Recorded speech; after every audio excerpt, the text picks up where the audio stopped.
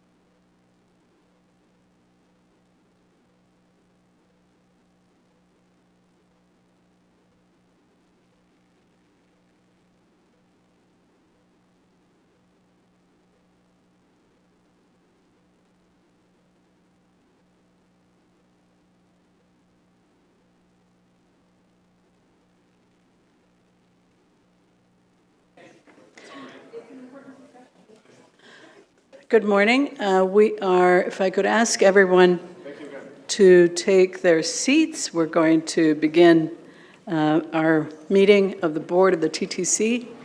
Apologies to all of you who've been waiting. We just had a little technical glitch we had to fix. So welcome. Formally, I will call this TTC board meeting to order. The clerk has confirmed that we have quorum. And I'm going to ask her to please give the land acknowledgement. We acknowledge the land we are meeting on is the traditional territory of many nations, including the Mississaugas of the Credit, the Anishinaabeg, the Chippewa, the Haudenosaunee, and the Wendat peoples, and is now home to many diverse First Nations, Inuit, and Métis peoples. We also acknowledge that Toronto is covered by Treaty 13 with the Mississaugas of the Credit. Thank you. Now I'd like to ask the commissioners if any of you wish to declare a conflict of interest. Anyone? Seeing none, we'll move on. Next item on our agenda is approval of the minutes, and I need a motion to approve the minutes or to move the meetings. And I'm going to call on Commissioner Jagdeo, and may I have a seconder, please? Commissioner Osborne, all in favor? Any questions on the item? Seeing none, thank you. Now I'd like to call on Councillor Diane Sachs.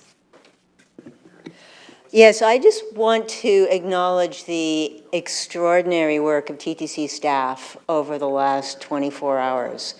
I understand that within minutes yesterday, 11 passenger stations and 9 substations were flooded, plus power was lost, as Toronto Hydro, of course, lost power over large parts of the city, plus signal disruptions, plus all the other problems, plus all the upset people, and to have all of those problems solved by this morning so that the entire system was running again. Okay, I understand some of the elevators are shorted out for a while, but the control staff, all of the operations staff, the work that was done. We hear so much chatter about people complaining all the time about how this city is broken. And this city works not perfectly, but incredibly well almost all the time. And it's not magic. It's not God-given. It's the work of the people, among others, from this organization. So I want to thank everybody. A lot of the people here will not have had a lot of sleep last night, and they're still here listening to us talk. So thank you. What you do matters. It matters a lot to us. It matters to all the people of this city, and we appreciate it. So thank you. I think we all echo that. Bravo. Now let's move to before we go through the order paper, I just want to remind everyone who may be participating remotely that you will be required to submit your requests to ask questions and to speak on items that you may want to put on the table to the clerk. So please do that so that we can properly consider your questions and your request to speak. In addition, if you want to place a motion, you want to submit a motion on any item, you please email that motion to the clerk, and then again, we can properly consider it. Now, let's move to the review of the order paper, and you've all have the agenda in front of you, so I'm going to go through each item. And so item 1, the Chief Executive Officer's report. This is, I'm going to hold this item in my name for a presentation from TTC CEO Rick Leary. Item 2, the approval of minutes of the Advisory Committee on Accessible Transit, ACAT.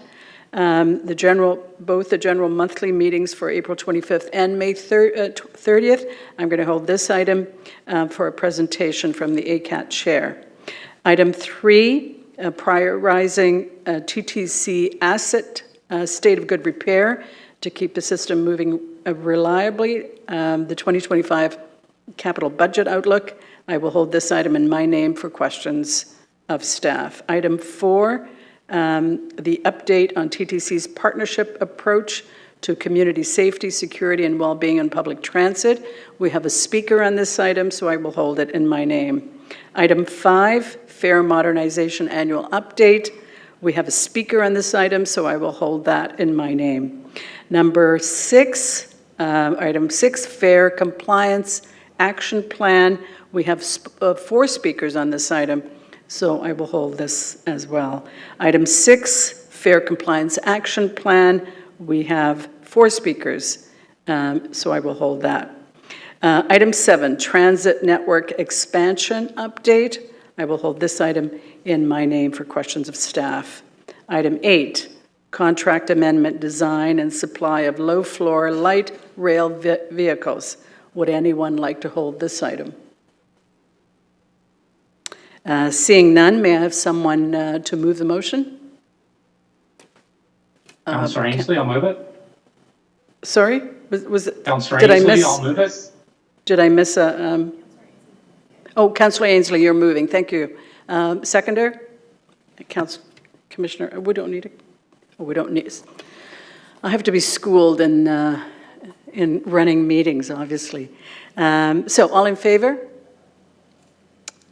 Thank you. That item is passed. Item 9, procurement authorization supply of Cummins factory manufactured engines for the 2025 bus rebuild program. Would anyone like to hold this item?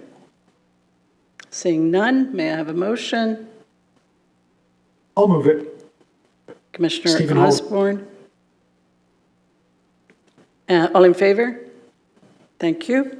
Item 10, procurement authorization supply of Graham White bus parts. Would anyone like to hold this item? No, I need a motion. Chair, I can move it. Stephen Holiday. Stephen Holiday, thank you, Councillor. All in favor? Thank you. Item 11, procurement authorization Inglis building roofing rehabilitation. Anyone want to hold this item? May I have a mover? Commissioner Osborne. All in favor? Thank you. Item 12, procurement authorization Wilson Yard fire route on-grade pavement rehabilitation. Anyone want to hold this item? May I have a motion? Commissioner Osborne, thank you. All in favor? Thank you. Item 13, procurement authorization, telecommunications and network connectivity services. Anyone want to hold this item? You want to hold? Okay. We'll hold that. Item 14, hold. Item 15, declaration of surplus property, Warden Station. I will hold this item in my name for questions of staff. I missed. Oh, sorry, I missed one. Item 14, procurement authorization, supply of various safety products. Anyone want to hold this one? Seeing none, may I have a motion? I'm going to call on Councillor. Who's not paying attention? Councillor. Everybody's paying attention. Councillor Lai, Commissioner Lai. Thank you. All in favor? Item 16, decommission buses, responses to TTC Board motions. Would anyone want to hold this one? Moved by Councillor Ainsley. Councillor Ainsley, you want to hold? Move, please.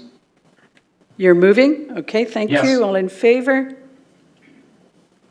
Collective bargaining update, item 17. I will hold this item for questions in the confidential session.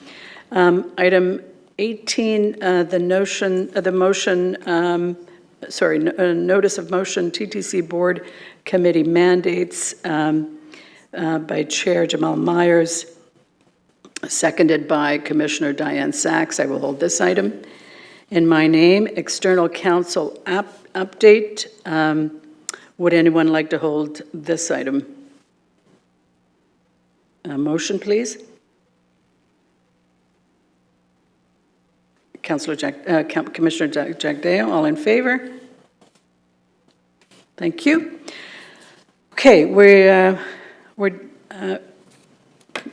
reviewed the whole of the order paper, and I'd like to move that we amend the order paper to consider the confidential items first today. And the clerk, are you placing the item on the screen? Everyone can see it? And a chance to have a quick read? All those in favor of amending the order paper? Thank you. That motion passed. That carries. Madam Chair, may I raise a point of order? Maybe a point of privilege? Sure. And can you speak up a little bit, Councillor? We I can't. shall. Thanks for letting me know. I just, because of the way that the electronic system works, I can't see all of the motions that may or may not go up on the screen. I just saw the last one, and I wondered if you could, just for my benefit, let me know how the matter, and I'll just find the number on the buses was processed by the committee, because I didn't see the recommendation in front of me. Can you put that and up? if I back up, yeah, I think it's the decommissioned buses, number 16. Just how did we deal with the matter? Commissioner Ainsley moved receipt of the item. There's no recommendations. It's a for information item. Thank you. That's all I needed to know. I really appreciate it. Okay. We're good. So we've got the motion up. That was, do we need a vote? We didn't get a vote on that, did we? We did. Okay. All right, so I'm going to read now the resolution to recess as the committee of the whole. Can I have the clerk please post the resolution? And I will read it so everyone can hear it. We require an in-camera discussion, and we will now be moving into a closed session. I'd ask that any TTC staff not identified as participants and members of the public joining in person today kindly leave the room We will return to the public session and the live broadcast at the end of this session. Thank you.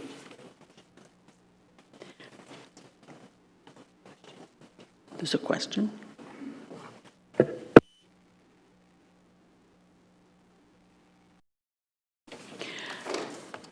We're just clearing the room. All those in favor of moving in camera? Thank you. That carries.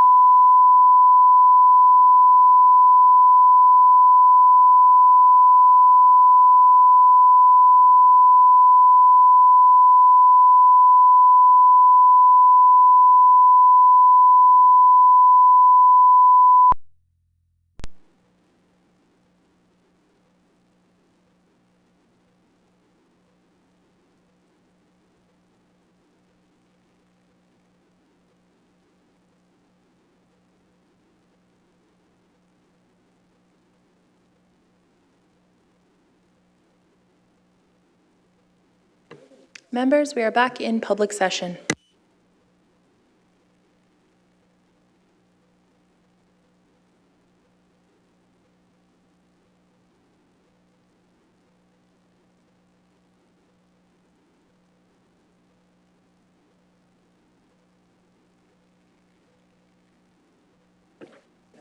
Okay. So we are going to have a motion to adopt the actions.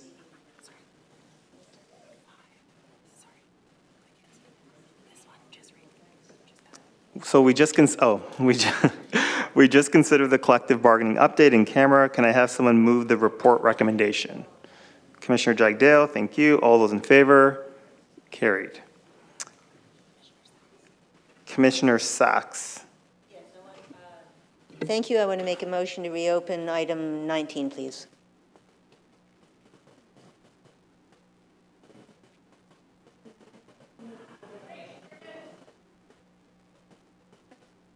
Okay. All those in favor?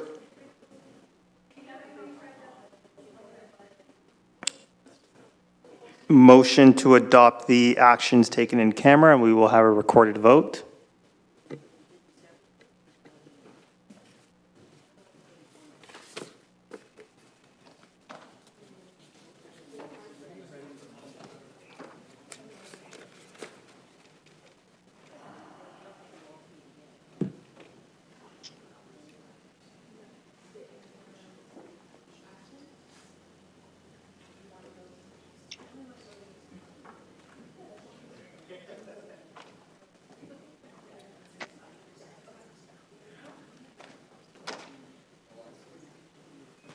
Okay, on the item 19, item as amended, Recorded vote, please. Commissioner Ainsley, your vote, please.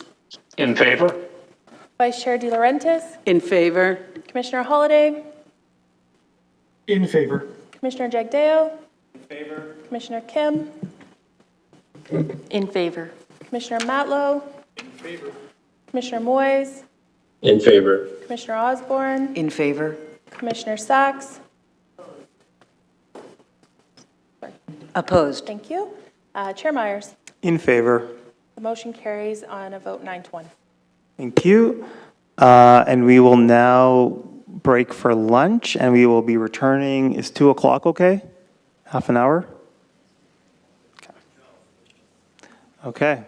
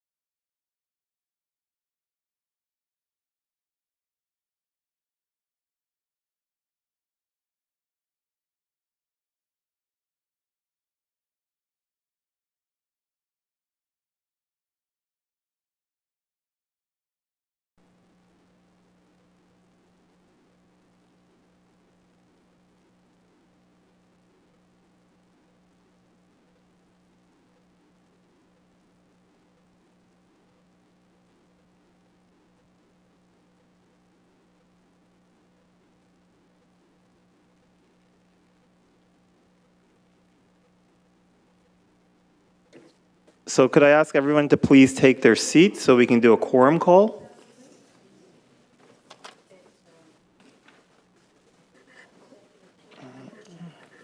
Okay, thank you.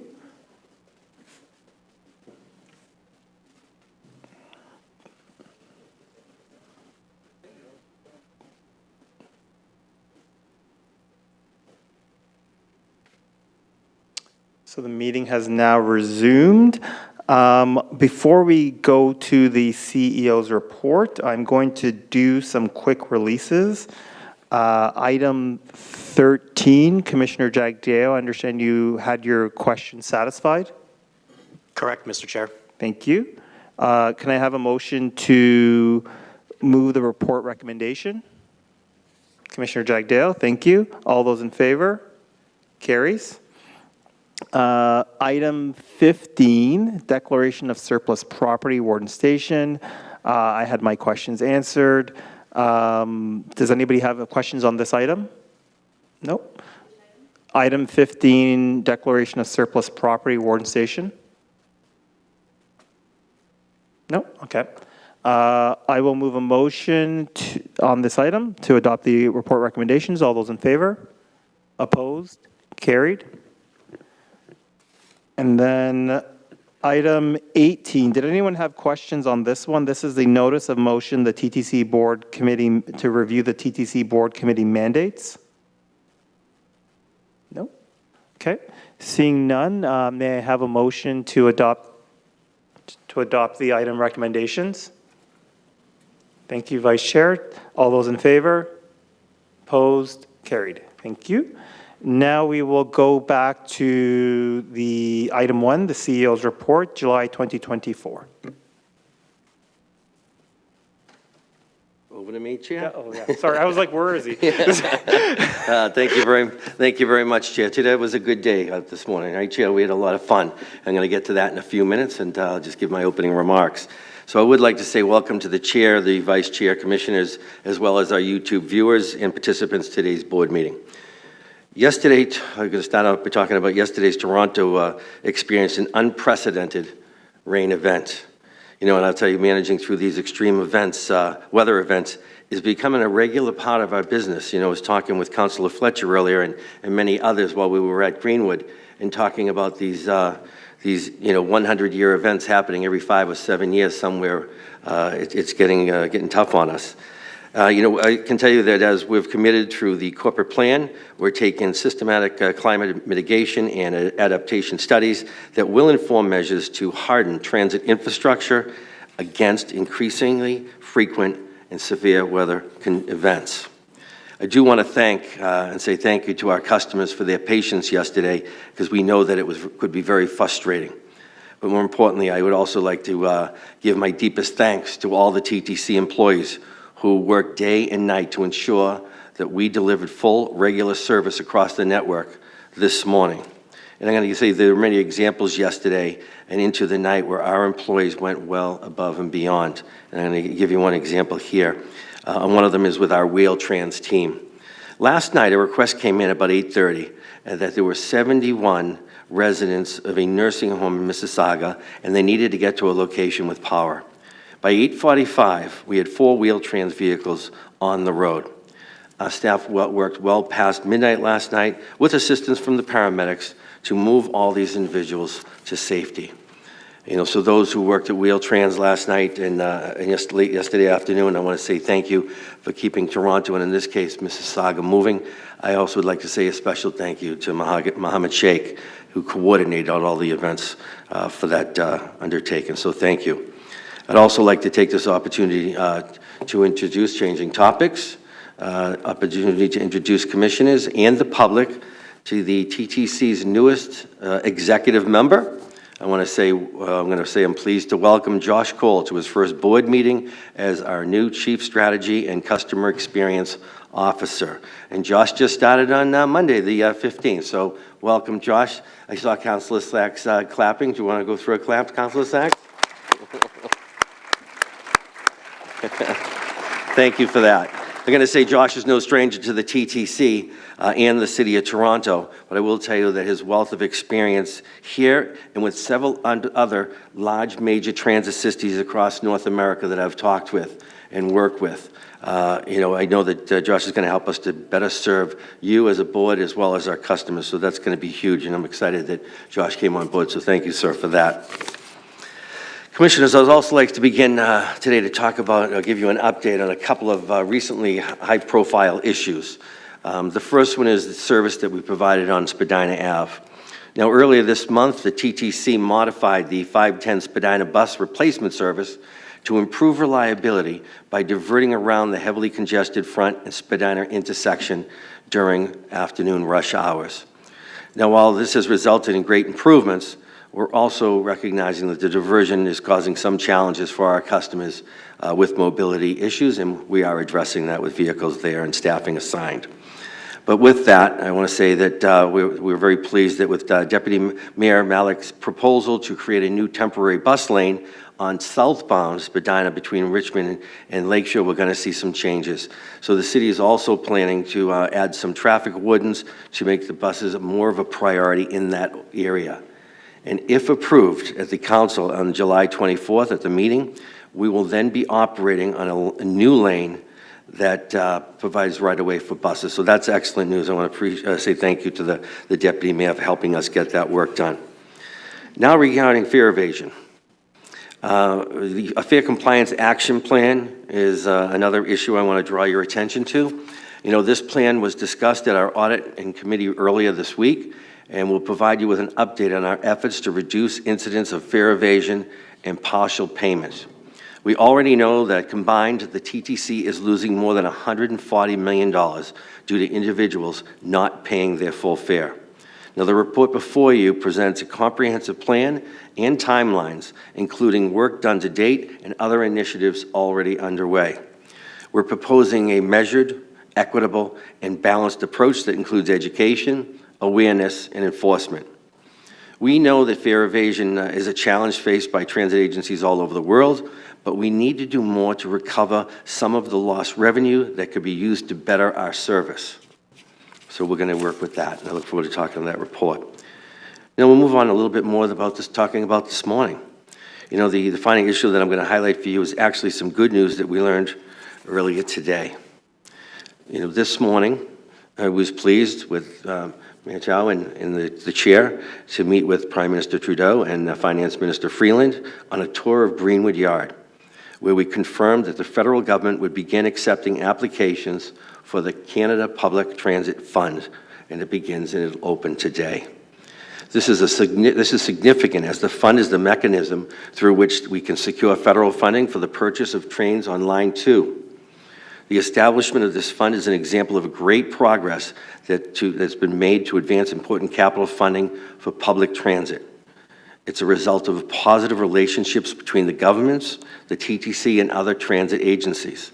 As you're aware, we've worked very closely with Vancouver and Montreal. As I'll say, we put a little pressure, but in a nice way, educating the federal government on the needs of the TTC and major transit systems that are no longer considered new.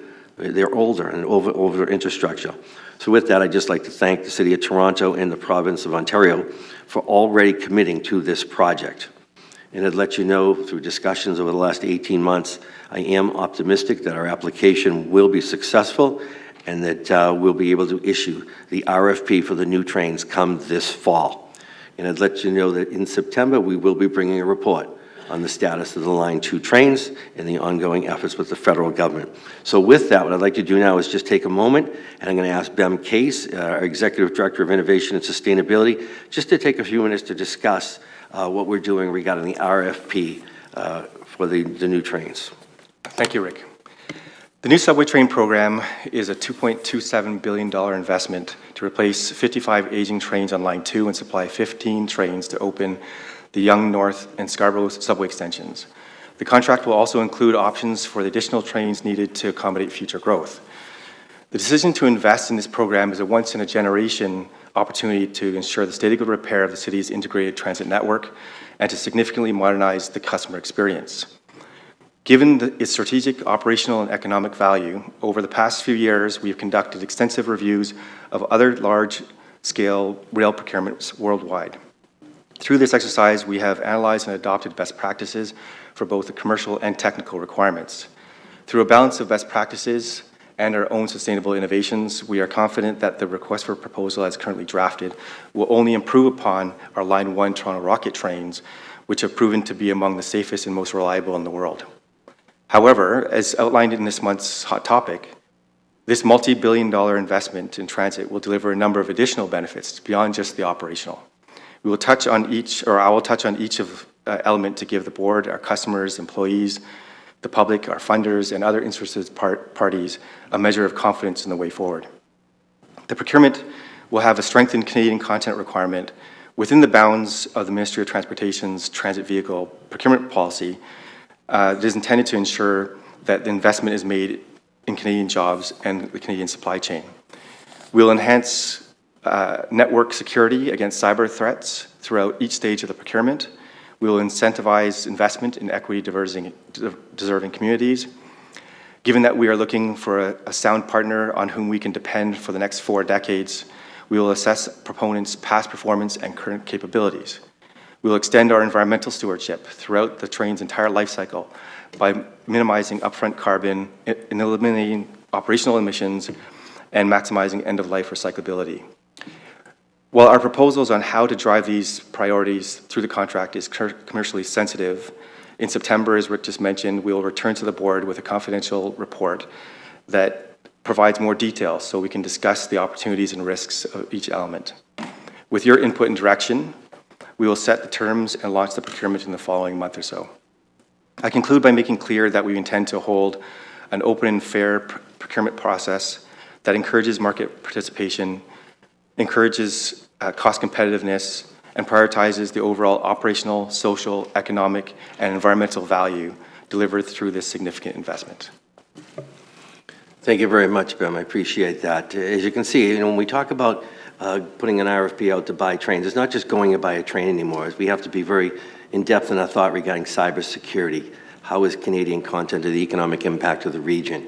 D&I, accessibility, and overall the quality and the sustainability of a vehicle, because we want to make sure that the proper supply chain's there for long-term maintenance of the vehicle. So thank you for that, Bim. I am going to just ad-lib a little bit here, because if you don't mind, Chair, because it was like old home week for you going back to Greenwood, being I think it was 3 years, you were 3 years in a row, you were a student, summer student there, so it was kind of fun going back. But I'd also say that we really enjoyed ourselves being with the Prime Minister this morning, because he was stopping at every spot along the way, right? Really enjoying having discussions with the employees, and was kind of mesmerized about the in-depth knowledge and the work that we do to keep the trains moving. And so he started getting a lot more flavor about the need for investment in trains, so I thought it was great. So he really enjoyed talking to the Greenwood shops, talking to employees, and many of them reinforced the need of the age of the system. And we were talking about everyone remembers the 486 computer chip, and some of our trains are run on that generation of equipment. So he was very interested in the importance of investing in public transit and the need for trains for the TTC. And I'll finish this topic by making sure that people are aware.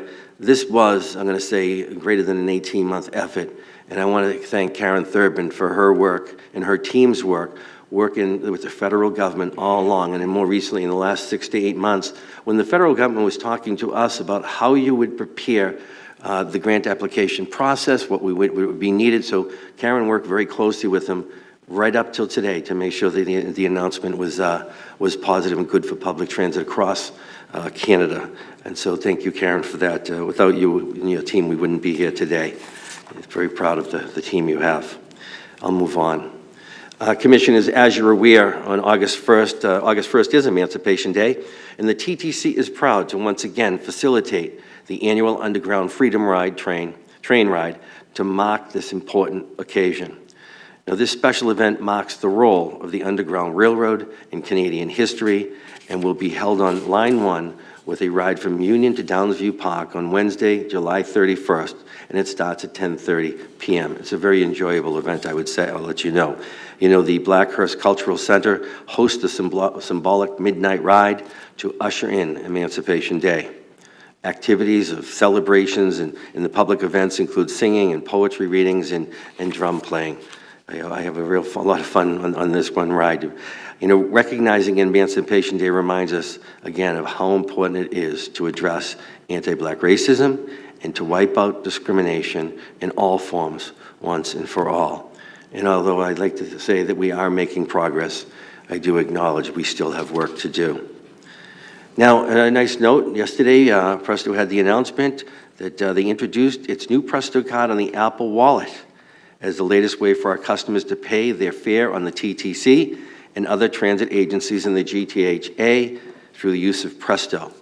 So now we have youths and post-secondary students, adults and seniors are now able to use their payment method and will be charged the appropriate payment amount on the fare setting on their card. So this is just another way as we work towards making transit more seamless for customers in the region.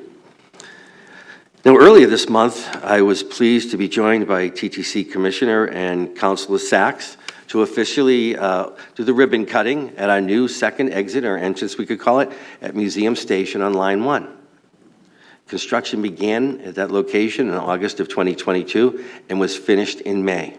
Now, this new second entrance and exit is located at the northern end of Queen's Park Circle, and it provides customers with a convenient alternative to access Museum Station. You know, I'll let you know that museum's also scheduled to become accessible with its elevators later next year. And I'll also mention that the elevators and the second entrance or exit at Dawnland Station on Line 2 is also scheduled to open for service later this summer. So it was a nice event, Councilor Sachs, and you could see the kind of excitement of the people just having the ability to enter in that location as opposed to walking to the other side. So it'll work well for everybody. Next, I'm going to talk a little bit about ACAT. Commissioners, a reminder that ACAT is accepting applications for the new members until 4 p.m. on August 27th. Applications are available at ttc.ca for any resident of Toronto interested in joining the advisory committee. I'd also say that applications can be requested by phone, and I'll give you the phone numbers. It's 416-393-3030, or we have a relay service for people who are deaf or hearing impaired. It's 1-800-855-0511. And so I do say please visit our ttc.ca /ACAT to learn more about the committee and the responsibilities. Now, finally, I'll say, as you know, this is my last board meeting as the CEO of the Toronto Transit Committee. So I do want to thank our customers, everyone at the TTC, and all of the commissioners, as I've had the pleasure of working with you. I've had the pleasure of working for all of you, and I appreciate the dedication and support over the years. I'd say I couldn't have done it without you, everyone in this room. Now, my last day at the TTC will be August 30th, and until then, I look forward to leading this great organization and getting out to all the workplaces to thank our many employees across the system. So I just want to let you know that it has truly been a privilege and honor to serve this board and the City of Toronto, so thank you for that opportunity. I'll just remind everyone that the next scheduled board meeting is on September 24th, so that a nice summer break will be after this, well deserved, and say thank you, everyone, and say, Chair, that concludes my opening remarks. Thank you. Any questions for the CEO on the CEO's report? Vice Chair De Laurentiis, 5 minutes, please. It's a comment, so if anybody has a question. Nope. No questions? Please. Thank you, Chair. I just want to express appreciation, Rick, for your many years of serving transit. You know, you brought to the table, I think, you're an operator at heart, so you know more about how transit works, right? You know, down to the detail than I think probably any CEO we've ever had. So you've certainly, I've served on this board before you were the CEO, so I've had the opportunity of working with you perhaps longer than most people around the board table.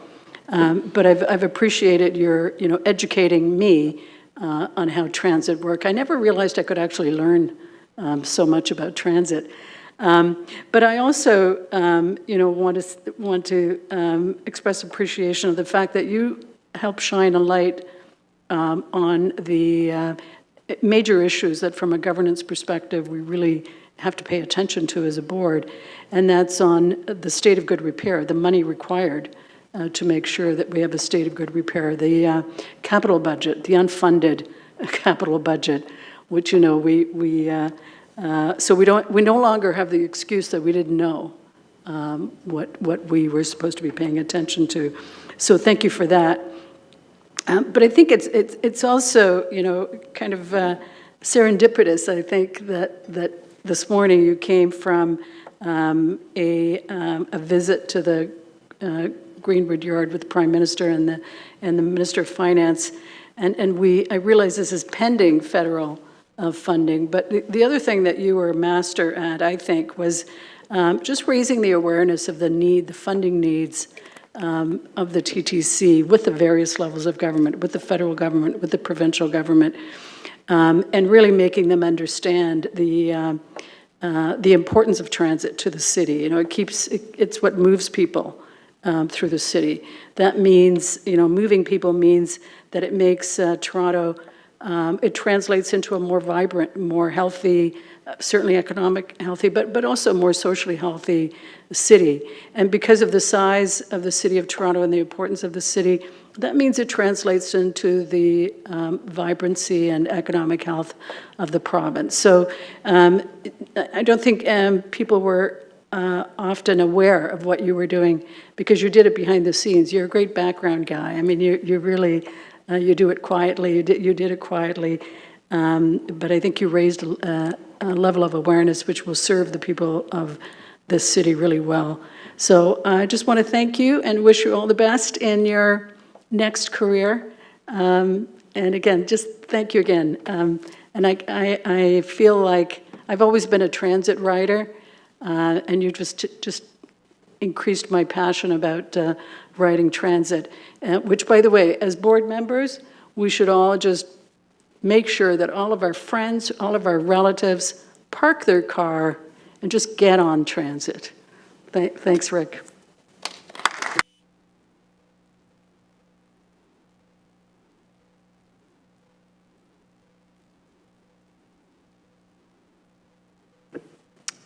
Any other questions? Sorry, speakers? Commissioner Sachs? Well, I did have a question, which I realize I missed the opportunity, but if I can ask a question, the changes we made on Dundas Street, have they made a significant difference to the timeliness of the streetcar? Through the chair, those changes were put in place over the past week, and so we'll be able to monitor and provide an update at the next board meeting or sooner than that to let you know. That's it? Okay. Commissioner Jagdale, speaking or asking questions? Sorry, just one question that popped into my mind. Just on the strategy piece, and I don't know the wonderful team behind here who could help me think about this. Encouraged by the strategy plan, wonderful that we're going to be reviewing this on a quarterly basis. I want to be as close to it as I possibly can. How are we thinking about the dissemination of this strategy across the culture? Because as we know, culture eats strategy for breakfast. So I know there's probably no in-depth plan that you can share immediately, but that's something that I'm very interested in seeing is what's the strategy to get the strategy disseminated across the organization in a fashion that gets every employee from leadership all the way down to who are our bus drivers and how they support that strategy. Is there a plan coming? If not, can we build one? So through the chair, sorry, I didn't want to make you spin all the way around. We're developing that right now. We're working very, very closely. So if you would like to be part of that, we'll happily share it. Share it with anybody who's interested. Perfect. Thank you, Mr. Chair. Thank you. Any other questions? No, I had one question. Just if we could get an update on what is happening with the Spadina streetcar replacement service. Through the chair, I can start with where we are in terms of service right now. So as Rick mentioned in his opening remarks, we made some operational adjustments in terms of having the afternoon short turn at Front Street, which has helped make sure that we can have buses concentrated in the most busiest part of the route between Spadina Station down to Front. Since then, we've been working closely with the city and transportation services, and I'll leave it to Eric to answer on the status of those changes. Through you, Chair, with the help of Deputy Mayor Malik, we've introduced a motion for priority bus lanes to be implemented southbound on Spadina between Richmond and Lakeshore, and subject to council approval next week, we can hopefully, with the help of transportation services, implement that in short order. Thank you. And just for my clarification, why wasn't this done more proactive? It seemed like this was a reaction to what had happened, and it gave the impression that we were scrambling to figure out a solution for this, whereas this was a planned work that had been planned for quite a bit. Through the chair, so we've replaced Spadina streetcar service with buses on multiple occasions in many years, and this is the first year where we've seen significant issues. Obviously, we always try to make sure our service is reliable. We did not anticipate this level of congestion that we've observed on Spadina, and the coincidence of it happening at the same time as the start of the Gardiner work, that definitely was something that we weren't prepared for. So we're very happy that we've been able to pivot quickly and work with both the Deputy Mayor and Transportation Services to respond, and all the other measures that we've taken, whether it's increasing service on the Dundas and working on the Dundas changes for alternate routing, as well as on Bathurst. Those were some of the other measures that we'd worked on to make sure that we had good travel in the area. Okay, thank you. Any other questions, speaker on this item? No. Could I please have a motion to adopt this item? Commissioner Sachs, thank you. All those in favor? Opposed? Carried. Next, we will move to item 3. I understand item 2 is being timed for after 3 o'clock. So item 3 is prioritizing TTC assets state of good repair to keep the system moving reliably 2025 capital budget outlook.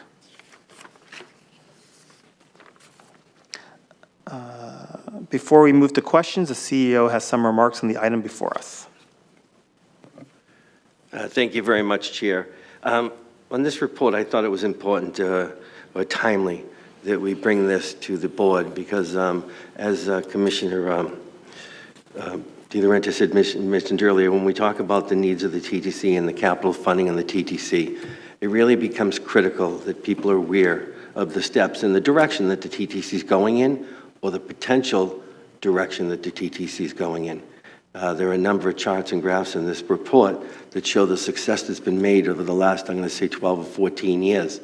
When it comes to the reliability of the fleet. But what the real intent here was to show you what happens when you don't invest in certain areas. You know, we're very happy that, you know, today's event was a funding event for the trains, and I had mentioned that the province and the municipal government had supported that funding, and more recently the municipal government of Toronto through the City Building Fund. As we apply for further federal money, we don't have matching money to buy items like buses. We know that the pressures we're having today on lack of money means that we don't have the ability to overhaul our trains that are now, I'll say our streetcars, that aren't new anymore. They're now in their 10th year when they started first coming in. And same with the buses. So I just wanted to make sure that, as I did when I was here at council last, and when you said the goodbye to me, I just kind of reinstated the importance of focusing on state of good repair, because I think it's so critical to the state of the importance of public transit in this city. Over the course of the last few years, 4 years, I was doing the math last night, we've accumulated about $7.2 billion new dollars in the last 4+ years.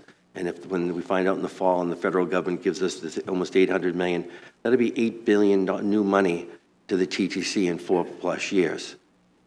That's a great start, but we still have to looking at different ways to get more program funding in because we have to take care of the system we have. I'm always fearful. Everybody loves a ribbon cutting and talks about new.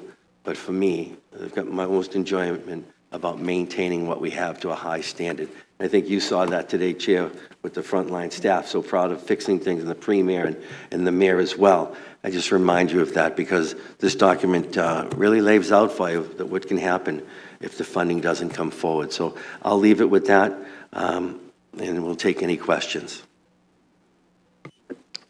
Thank you. Are there any questions on this item?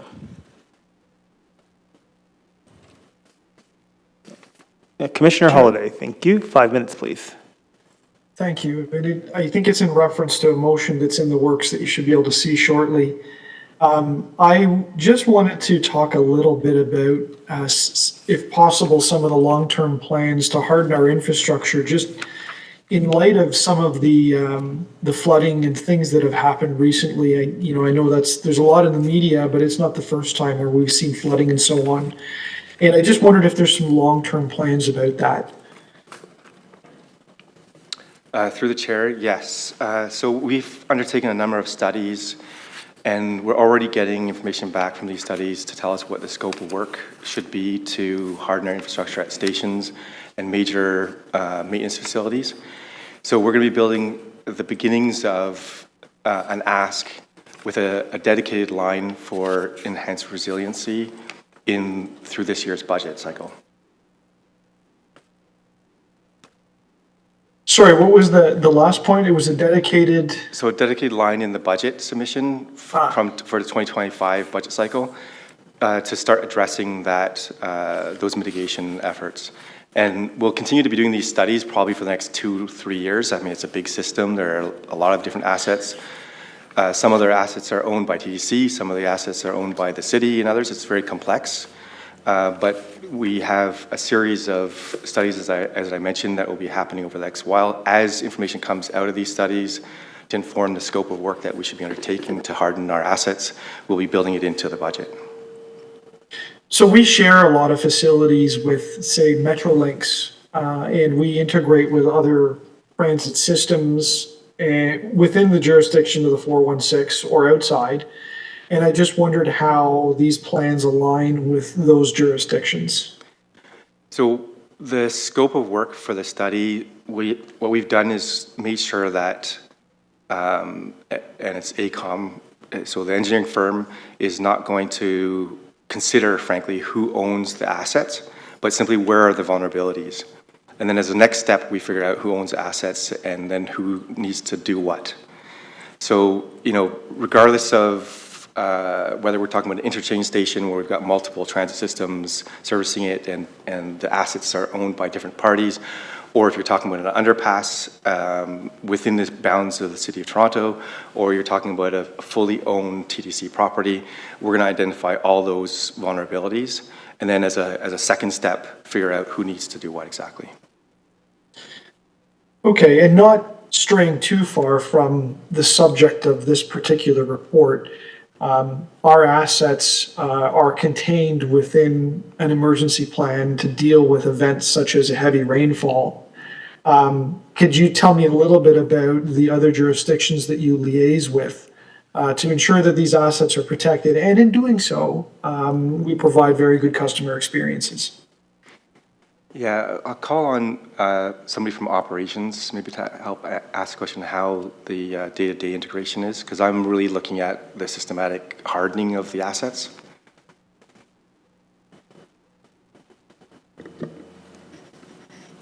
I'll try to take that question. Could you just repeat that question again one more time, Commissioner, just to make sure I'm clear on what you're asking? Sure. The TTC doesn't operate in a vacuum. We're within the city where there's an Office of Emergency Management. Toronto Water thinks about infrastructure that it manages to deal with stormwater. There's other agencies that operate within the bounds of 416. How do our plans align with the operations of those other entities? For instance, if there is a big event that impacts our infrastructure, how do we coordinate with the City of Toronto?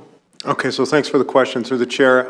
We hold a variety of different lessons learned events. Anytime we develop or we face challenges, whether it be service challenges or there be the unforeseen. So as part of those lessons learned, as part of those discussions, we do invite our partners, whether it be at Toronto Hydro, whether it be the relevant folks of the city, to kind of review the event and kind of do a good, the bad, the ugly type thing.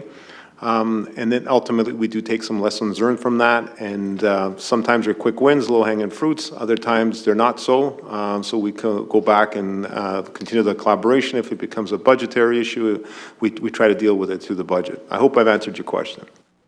Yes, thank you.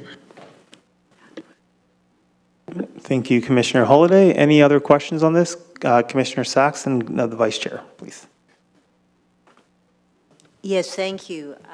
So I know that a lot of focus today is on the storm yesterday, which caused most of its damage through flooding. But climate means other kinds of extreme events as well, including high winds, extreme heat, and so on. Do you have a system of preparation for all of these different threats? And is flooding indeed the major threat to the TTC, or is the TTC also seriously threatened by, for example, heat and wind? Through the chair, the studies I referred to earlier do include assessments of vulnerabilities for all major events, weather events. And so in answer to your question around is flooding the highest risk, it is the highest risk. It is the one that, in fact, we have had significant business disruption on a number of occasions already. And so it is both the highest probability and likely highest consequence. However, we also know that there are vulnerabilities such as the lengthening of tracks in extreme heat, that if there isn't sufficient allowance within the track design, you can end up with rail buckling. We've seen this in jurisdictions elsewhere in the world. What we have to do is undertake a systematic assessment again to understand to what degree can our existing system sustain excessive and prolonged heat exposure. So these are the types of analysis that we're undertaking. And so, yes, we're looking at wind, we're looking at heat, we're looking at water, looking at everything. And when will you be in a position to give us a sense of the scale of both the threat and the investments necessary to cope with them? Through this year's budget, we'll be able to begin to budget items that come to the surface as part of these assessments. By the time, in order to kind of contextualize the scale, I think we're looking at the end of next year. Are you involved in, so the city has directed staff to come up with a resilience plan, which is coming back to council in theory early in 2025. Are you involved in that planning process? Yes, we are. Okay, thanks very much. Thank you. Vice Chair De Laurentiis, 5 minutes, please. Thank you.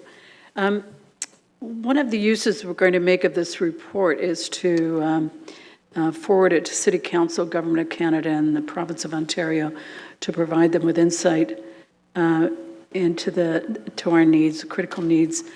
We know that when we make these applications, when we raise the awareness level, we're still competing for dollars, and they take us. Everything is clearly assessed on a value for money. Would we be able to add here right up front, very clearly, so it's in lights, if I can put it that way, the fact that every dollar spent on transit on a per capita basis or an individual basis moves more people. And I'm thinking of data that I've seen recently. I can't remember the exact report where I saw it in, but I think it came out of the commission, and it showed that more people are moved by transit on a daily basis that are sitting in cars going across one of the Toronto highways. To me, that really, it just highlighted the value. Every dollar spent just gets us so much more value. Would we be able to add that kind of data to this report? Because I think it makes then the allocation of dollars out of the provincial or federal budget just I think a little easier, because the value is visible right away. Do we have that data? So through the chair, yes, we can certainly add that data into any correspondence that we transmit with this report. I think you're referring to the reference to line 2 being the equivalent of 27 Gardner Expressway. Thank you, that's exactly the reference I was thinking about. Yeah, maybe we could put it all in caps. Okay, I'll We leave can that certainly with do you. that. Thanks. Sorry, I did have my 5 minutes up, or do I have a couple of minutes?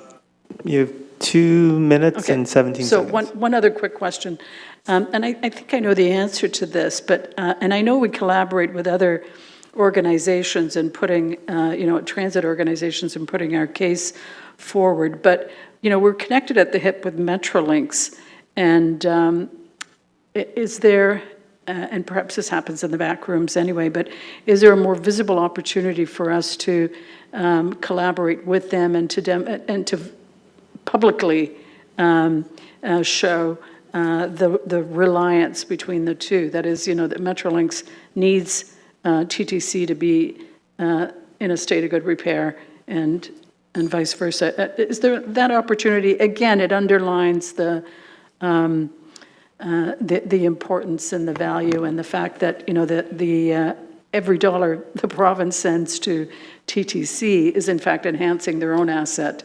Metrolinx asset. Karen, if I could on this one here, then you can jump right in if you wouldn't mind.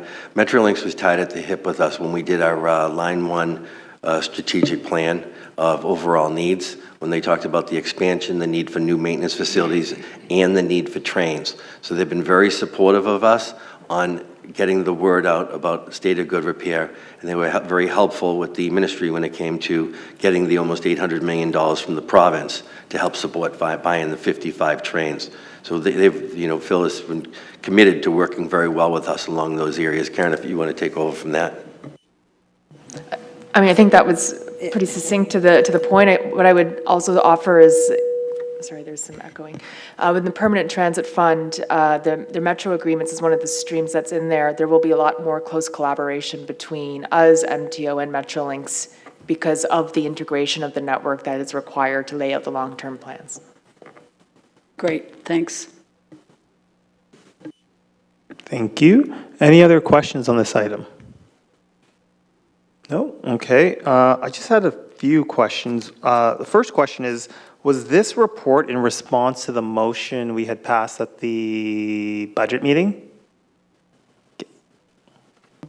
Through the chair, yes, there was a direction where you requested a better prioritization or highlighting of the key priorities in the CIP, and this is an attempt to begin answering that question.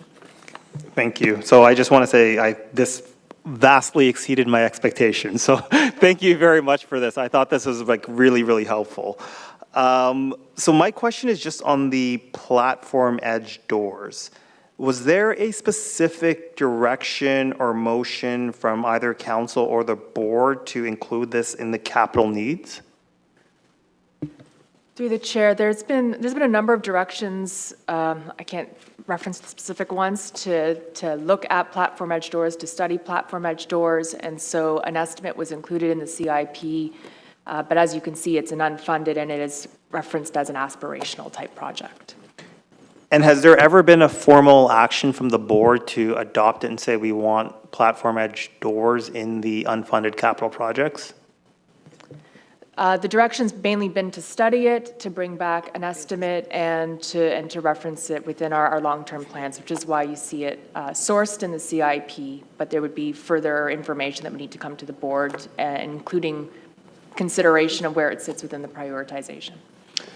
So I understand that there are other transit agencies that are, for example, using motion sensors instead of building platform edge doors, just because a lot of transit systems can't actually support the weight that it would take for platform edge doors. So have we ever done any investigation as to what that would look like on our system, or if we were to only use platform edge doors on, I guess, more of our busier stations, such as Union, Kennedy, Young Bloor?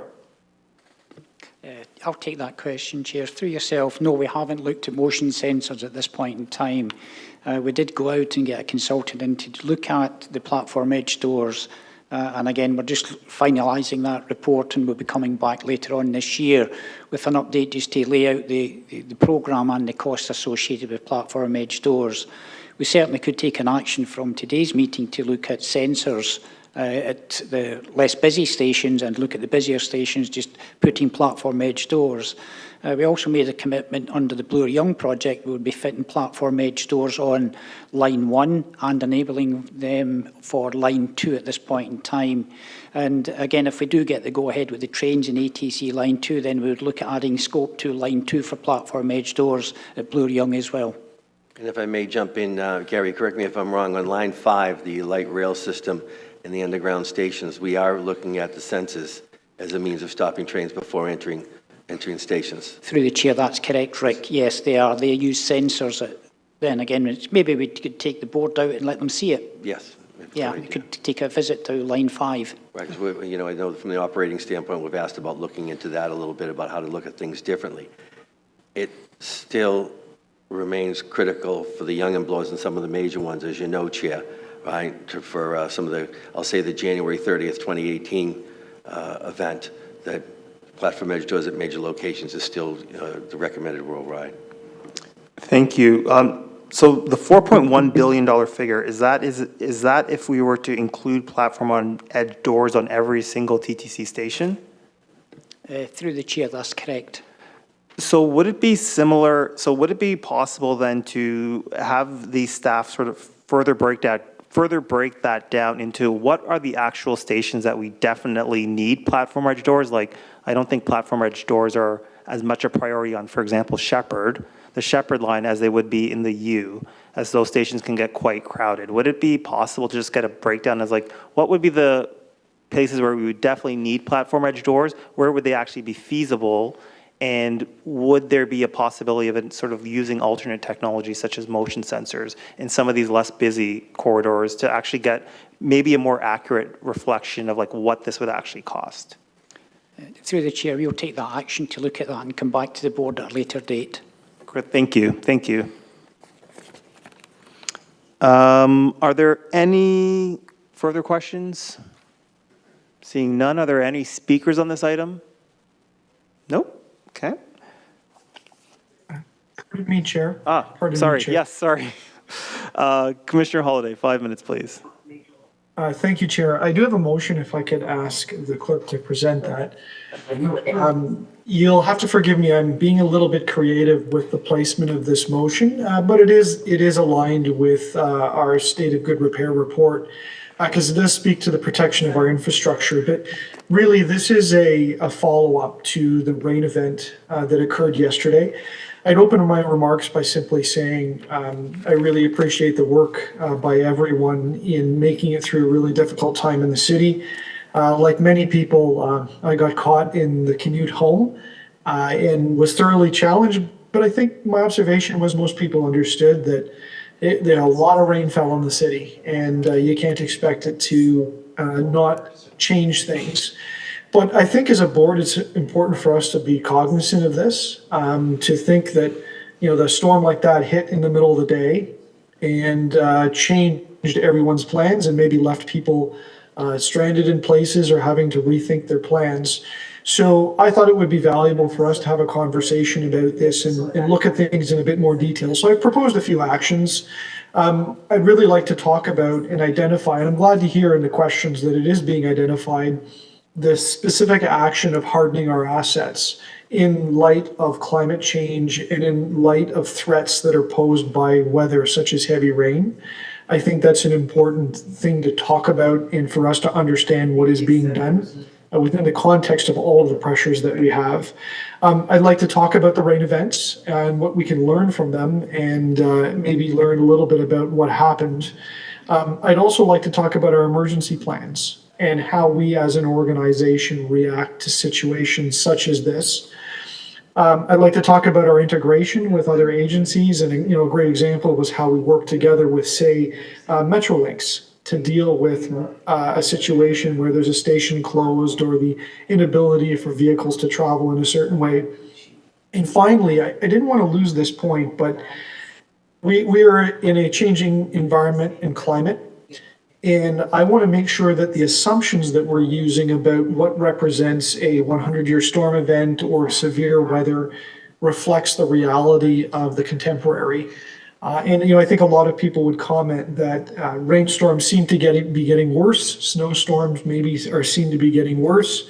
And if we're relying on old data or old trends, we may be wise to look at the most current information and plan accordingly on that. So I hope everyone supports this. I don't know that it's controversial, and I don't mean to be onerous on the staff because I know that they're also doing this work, but just in light of what happened, I think the board should have that conversation, and I've allowed a little bit of time for this report to come back to us. Thank you. Are there any questions for clarification for the mover? Seeing none? Okay. Seeing no further speakers. So then can I have a motion to please adopt the report just go straight to? Yeah, so we're going to vote on the Commissioner Holliday's motion. All those in favor? Opposed? Carried. Item is amended. All those in favor? Opposed? Carried. Thank you very much, and thank you, Commissioner Holliday. Next, we will go to item 2, which is the approval of the minutes of the Advisory Committee on Accessible Transit, monthly meetings for April 25th and May 30th. And we will have a presentation from the ACAT chair. Good afternoon, everyone. My name is Erica Tanny. I'm one of the vice chairs. The chair sends her regrets today, and she has sent me in her stead. So you have before you the minutes from ACAT. I just wanted to advise that we know the minutes can be quite lengthy, and going forward, we will be providing a short summary for ease of reference. I see myself doubled on the screen. I just want to make sure everyone can hear and see me. Excellent. Thank you. Just to advise you on some of the highlights, first of all, ACAT has amended its terms of reference at paragraph 12 unanimously of its terms of reference. There was a motion and it was expected it would be put before the board today, but I learned today that that has not yet been done. So I will be following up on that. But just as an overview, we are anticipating an honorarium to be included in the TTC budget for 2025 for the ACAT members, just a token recognition of the contribution that the members are making. The main issue that we've been dealing with over the past little while one of the main issues has been the High Park Seasonal Bus Route 203. Now I know that council has been dealing with that as well. It's just as a reminder, it's a seasonal route that runs through High Park. It's a shuttle vehicle. And its enunciated purpose is to accommodate persons with disabilities and seniors who could not otherwise enjoy the park or access it without a vehicle. Now, I've reviewed some of the media reports and some of the comments of the different councillors on this issue, and I know that some of you only supported a vehicle-free High Park with the clear concession and accommodation of having this accessibility shuttle. So ACAT, it has been running for a number of weeks now, and this is not the first year, and ACAT, it has come to ACAT's attention. Unfortunately, we would characterize this route as an epic fail. There was a failure to consult with ACAT in the initial stages. The irony is not lost that there was also an abject failure to consider accessibility in designing a route whose objective was to promote accessibility. And when ACAT raised this, we initially received 3 presentations which unwisely sought to justify the poor choices that went into this. So we were very concerned that the true issues were not being brought to this board when there has been decision-making around this.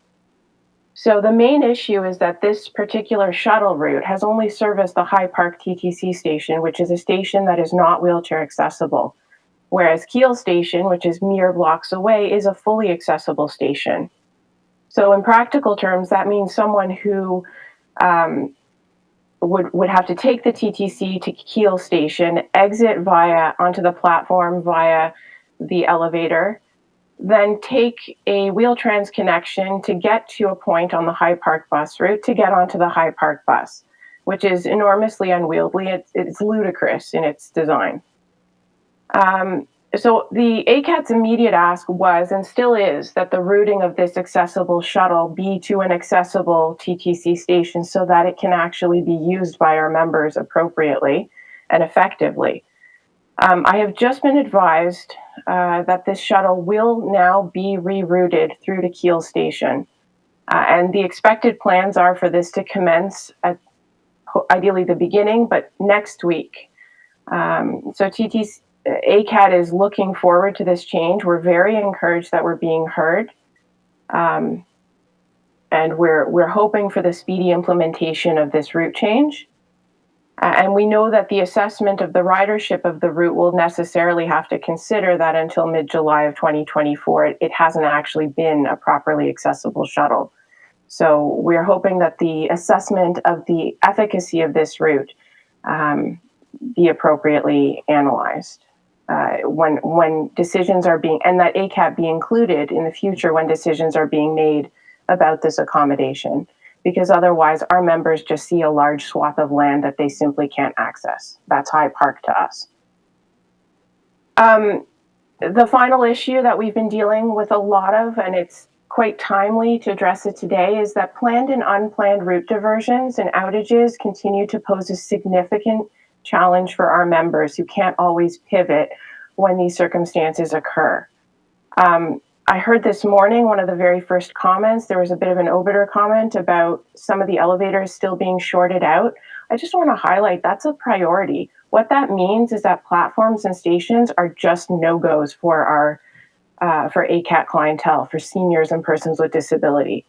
It means that there's a greater burden on Wheel-Trans and there's a loss of dignity for our members. So we hope to see that being treated as a priority. But it's an ongoing issue, and we've noted that there are specific challenges when it comes to the TTC adequately servicing people with sensory disabilities. We had some presentations in the past few months from the CNIB, a deputation from the CNIB and individuals who are aligned with the CNIB.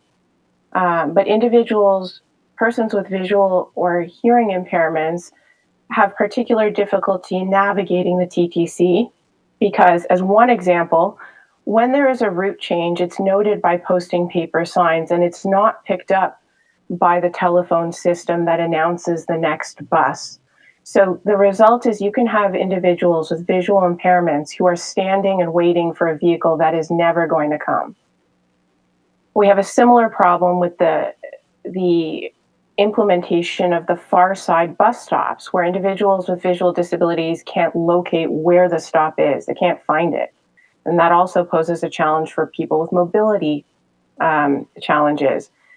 And then the final issue that we've noted, which is quite serious, is that the emergency communication methods, which are in every station, the call box that's being used in emergencies, is auditory only. There is no visual-based communications method, and there is no plan or solution that's been envisaged at present for individuals who are either nonverbal or hearing impaired. They have no means of communicating with operations, with emergency services, and particularly when there's a route change that is unplanned, this causes an enormous difficulty. So, we're working on a lot of these issues, including, particularly we've had some of the, as was noted, elevators are down now, and there are certain stations where elevators have been down for weeks due to water issues from months ago. And the buses are still continuing to pull our clientele into these platforms where they have no ability to get down to the subway level.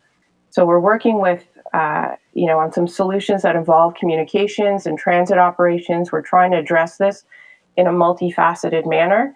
But we did want to raise some of these issues so that the board is aware that these are the challenges that we're dealing with, and to maintain them as a priority in your considerations when planning and decision making.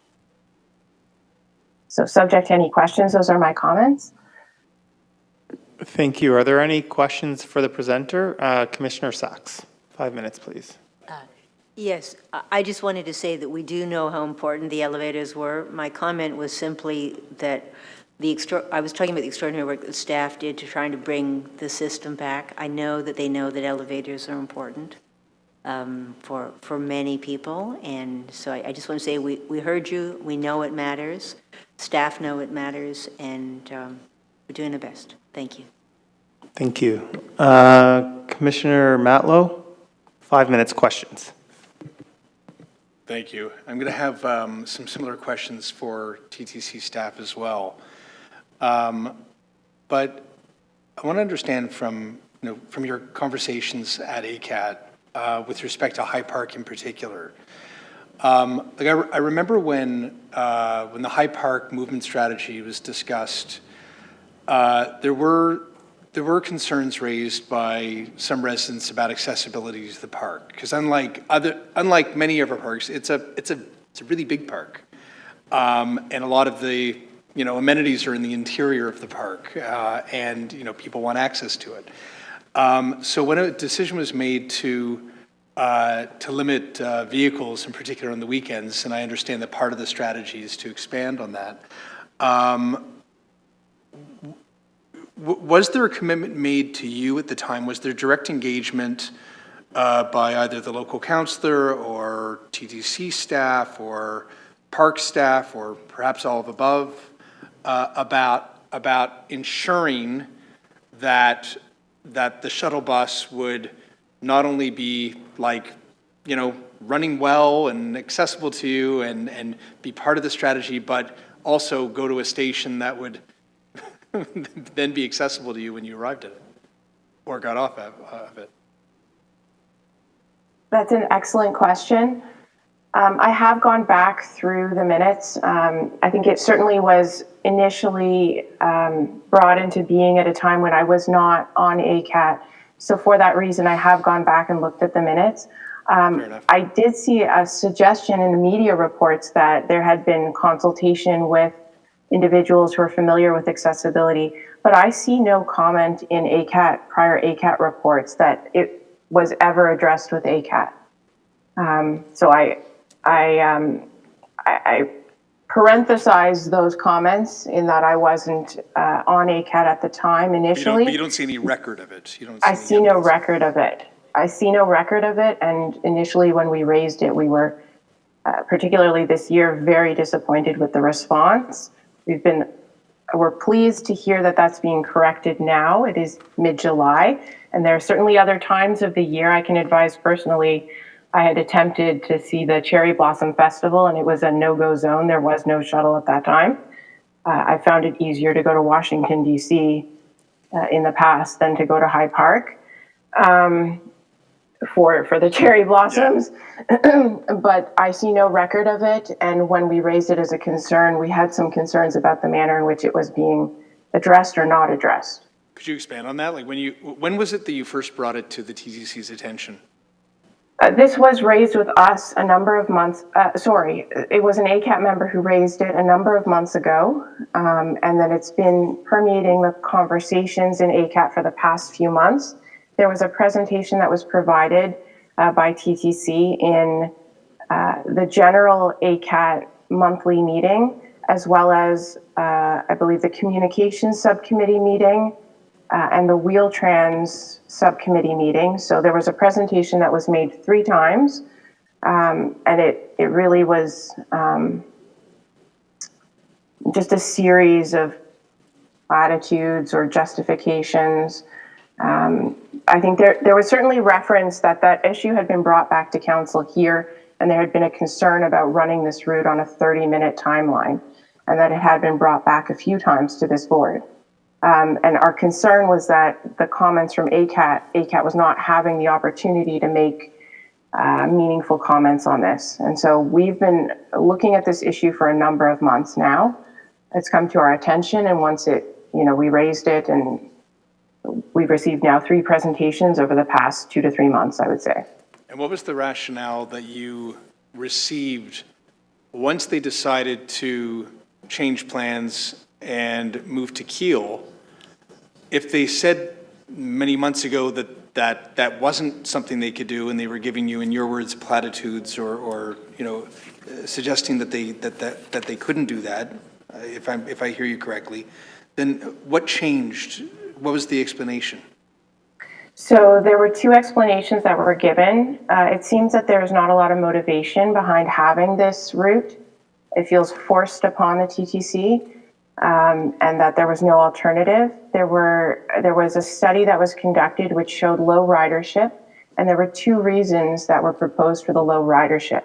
The first being that it did not go to an accessible station, so it's just not usable for some of our users, and that the vehicle did not actually access the majority of the park, that it ran a very limited route, the reason being that it was a very large TTC bus that was traveling the route and couldn't access the smaller roads.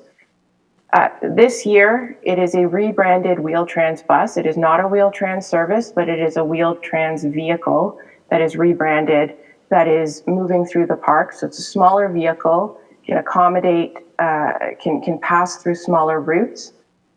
However, the difficulty remained that it came out of High Park, and the justification that was then provided was that this board had insisted, or TTC, I'm sorry to be clear, had insisted upon a 30-minute trajectory from start to finish of the route, and that there was only one vehicle, and in order to complete a 30-minute trajectory, it had to run that route as quickly as possible. To us, that doesn't make a lot of sense, because even onboarding a wheelchair would take a number of minutes and would throw off a 30-minute trajectory. So you're not going to ever meet that 30-minute trajectory if you have an individual with a disability with a large device boarding it. The change that had happened, I think they are rerouting the vehicle now, and they'll be stopping at High Park and Kiel, and they'll be taking an alternate route through the park. So I have one final question to help inform questions that I'll ask of staff in a moment. To make the High Park movement strategy functional, accessible, fair, are there other changes that you and your advisory group have considered, or that you would advise us today, that the TTC can contribute to make it truly accessible? Absolutely. Thank you for that question.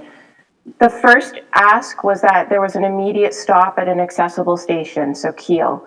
The second ask is that the vehicle route be analyzed to ensure that it's moving through the important parts of the park, that it's stopping at all of the key locations, and that it's servicing a large area of the park. We have not yet been provided with the new routing. We're anticipating we'll receive that within the coming days, particularly if this is to start on Monday. And then once we have users on it, we'll be able to provide further feedback. Thank you. And I'll ask staff about that. Thank you. Commissioner Osborne, you had questions? Yeah, just a quick question. When there's a sudden change in the availability of trains, elevators, and other parts of the system that you would normally rely on, do your members who have conditional access, does their status with Wheel-Trans change immediately so that they can get a Wheel-Trans bus?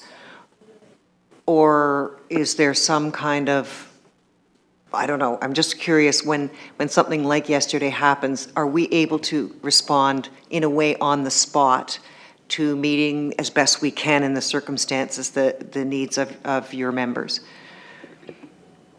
So it is very difficult for some of our members to pivot. I think you might be referring to family of services, where people take a combination of Wheel-Trans and conventional TTC. Yeah. There is a procedure in place when an elevator goes down or a platform goes down to try and reroute a vehicle that's already en route. Some of the issues and the challenges we've had are that there is not always been a very timely posting of elevators and escalators that go down. We had an issue with Finch Station this past summer that was down for a number of weeks and hadn't been reported as the elevator and escalators being down. So it is conceivable and can occur. In fact, I'm told that one of the largest complaints of individuals taking the family of services trips relates to that connection issue, where there's a connection at a station where the elevator or escalator has gone down, or there's been a rerouting of some kind. So in other words, if I was a conditional user where I was, let's say, because it's the summer, there's no snow to contend with, that I was able to use the conventional system on my route, but suddenly I can't because there are no elevators anywhere, are we able to quickly now accommodate me, if that's my situation, in a Wheel-Trans bus? I'm going to have to pass that question over to Wheel-Trans. I don't know if Mr. Penman is in the room, but I do know that the eligibility, it's challenging to change on a dime. So it is easier to change a family of services trip. I don't know if there is a means of changing conditional eligibility to unconditional in that manner. Okay, I did see him here. 1 point. Oh, there he is, yes. So through the chair, yes, we can do both. So as the ECAT co-vice chair explained, it is much easier with a family of services trip to convert the trip and pick up the customer door to door. However, there is also that option for a customer who either has a conventional trip that they haven't booked through family of services and they've taken their trip on their own. There is the ability to quickly get them a door-to-door trip. There even is an ability for us, last minute, for a non-registered Wheel-Trans customer, a TTC customer that's out there, to supply them with a bus, a door-to-door trip. So we do have those options available. Whoops, thank you. Thank you. Commissioner Holiday, did you have questions? I did. Thank you, Chair, and to Vice Chair Tanny. I was reading the minutes and there was a word that jumped out at me I hadn't heard before, and it was boomer buggy. And I guess there was a discussion about these devices. I just wondered if you could elaborate a little bit for us, if there's something that we should be thinking about. Sure. My understanding is a boomer buggy is a type of modified scooter device that looks like an electric mini car that rides on the sidewalk. I think that was raised in the context of the discussion about electric vehicles on TTC. I know there was an issue at one point with the battery of an electric bicycle that caused a fire and some safety concerns for our members. I think it was raised in the context of the discussion about what sort of limits and regulations and restrictions there are on electric devices that ride in either in the buses or in the subway. Thank you. So that's helpful. And I realize there's a discussion happening at your committee as well then about the same sorts of things. And if I understand this correctly, the device is just too big. It's got a roof or something on it.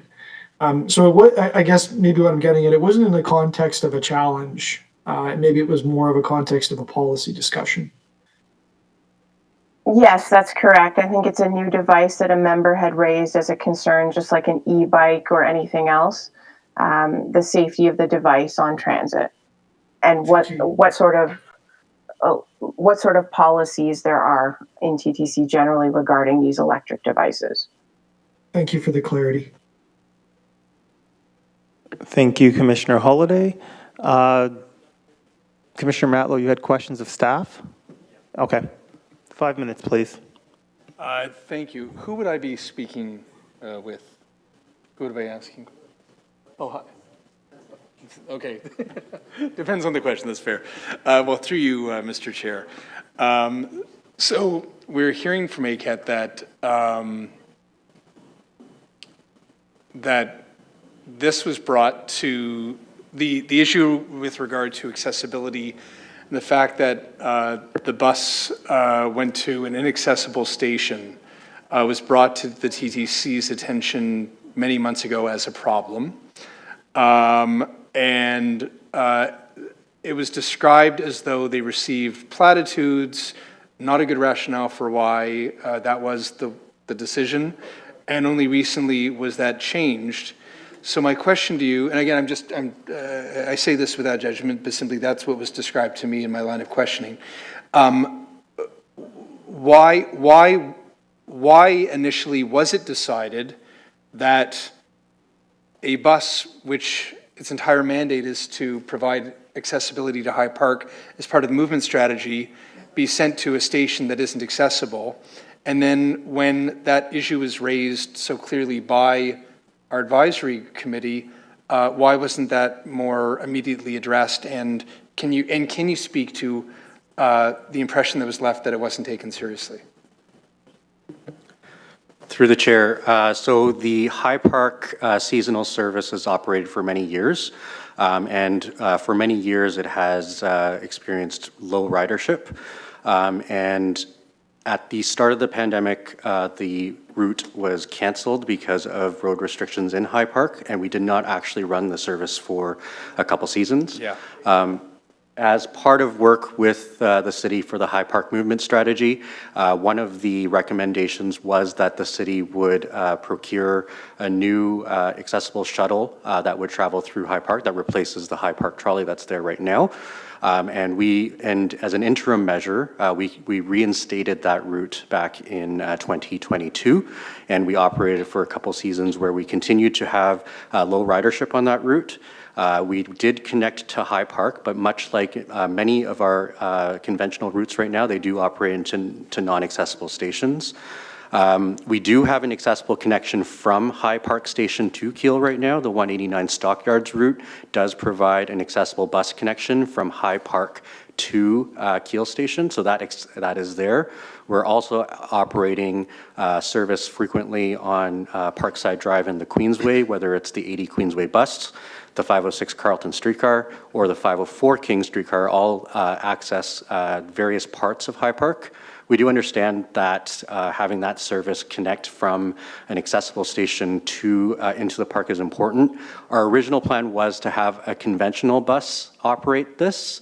And as a stopgap measure this year, as the city continues to procure, we were able to work with Wheel-Trans to have that converted into a Wheel-Trans bus.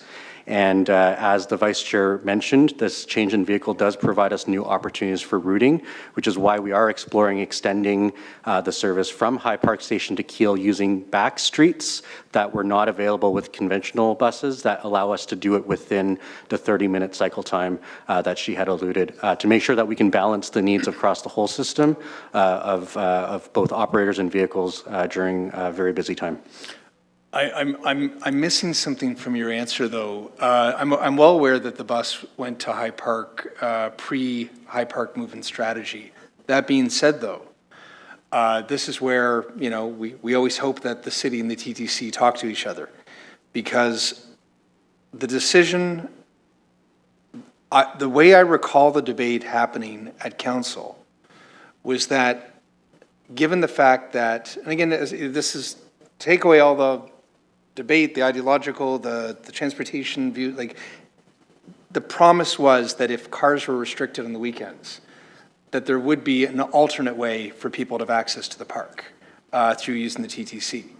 And so was there not a robust conversation with the city, the park staff, TTC, and our accessibility advisory committee and others on to ensure that those with mobility challenges would be able to get to the park if they wouldn't be able to get a ride in a car? So through the chair, Wheel-Trans access has been maintained at all times into the park. And the intention was that the High Park bus service would have been replaced with the park's shuttle service this year. It was in the delay of that we had to re-implement the bus on short notice this year.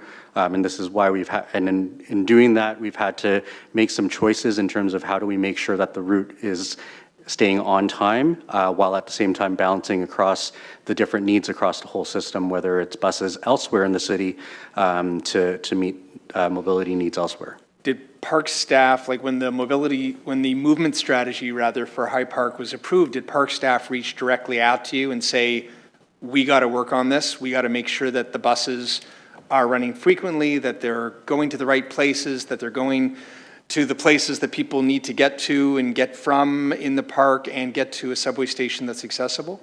Last question. Through the chair, so in the development of the 2022, when we were working with the city in the High Park movement strategy, that is why we reintroduced the bus route. And then subsequently, it was in the delay in getting the shuttle going.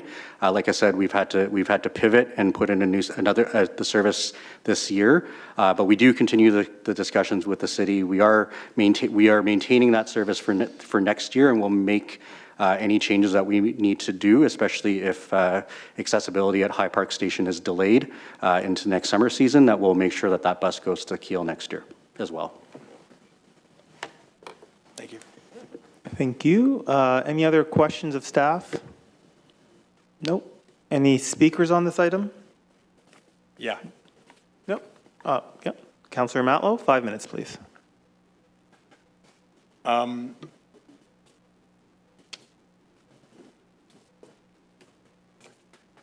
It upsets me and it saddens me, frankly, to hear from ACAT that they don't believe that they were engaged directly in part of a conversation about accessibility, given that that is their role to advise us on that priority for a system when it comes to High Park. And that we heard today from the Vice Chair that that when those concerns were raised to the TTC, and again, I'm just hearing about this for the first time, and I can't fairly judge what occurred. But certainly, what we heard is that the impression, the experience, was that the concerns weren't addressed well, and they didn't feel like changes were made in a reasonable time frame, while they're appreciative that changes are being made now. And my request of us collectively is that,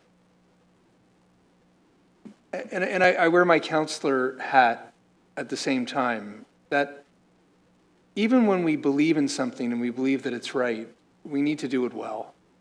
And while it has so much merit to consider how we use parks and where we allow vehicles and where we don't, even if you believe that that's right, we can't forget another thing that is simultaneously right and important, which is that everyone should have access to our parks.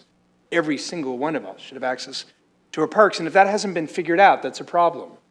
And I can't help but wonder how well the city and the TTC really figured this out proactively when that movement strategy was approved at council. And I think we need to address that, and I think we need to fix that. And I would encourage both city staff, park staff, and our TTC staff to work with ACAT directly to remedy this and make sure that it's working for everyone who loves that park and wants access to it. And I couldn't encourage that more strongly. Thank you.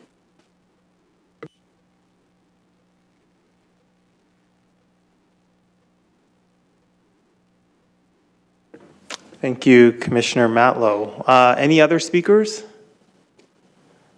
No, seeing none. So I'll just say something very briefly, just to echo what Commissioner Matlow said. So I remember this debate very well, and I had asked some questions about this very issue about accessibility in High Park if we were to remove vehicles, not in my role as TTC chair, but in my role as chair of the Accessibility Advisory Committee. And this this route was put in place specifically to serve people with disabilities, seniors, people who couldn't access the park due to the geography and the size of the park.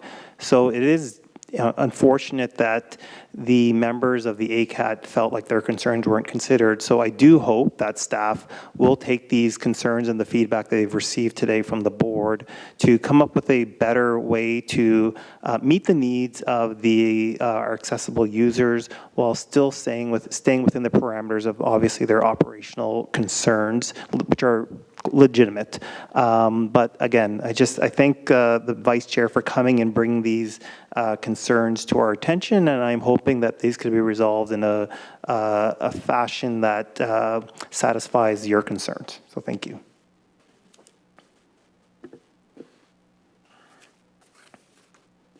So motion to adopt receive the minutes. Commissioner Matlow, all those in favor? Opposed? Carried. Thank you. Now we will go to item 4, update on TTC's partnership approach to community safety, security, and well-being on public transit. And we have a speaker on this item, Colby Badwar.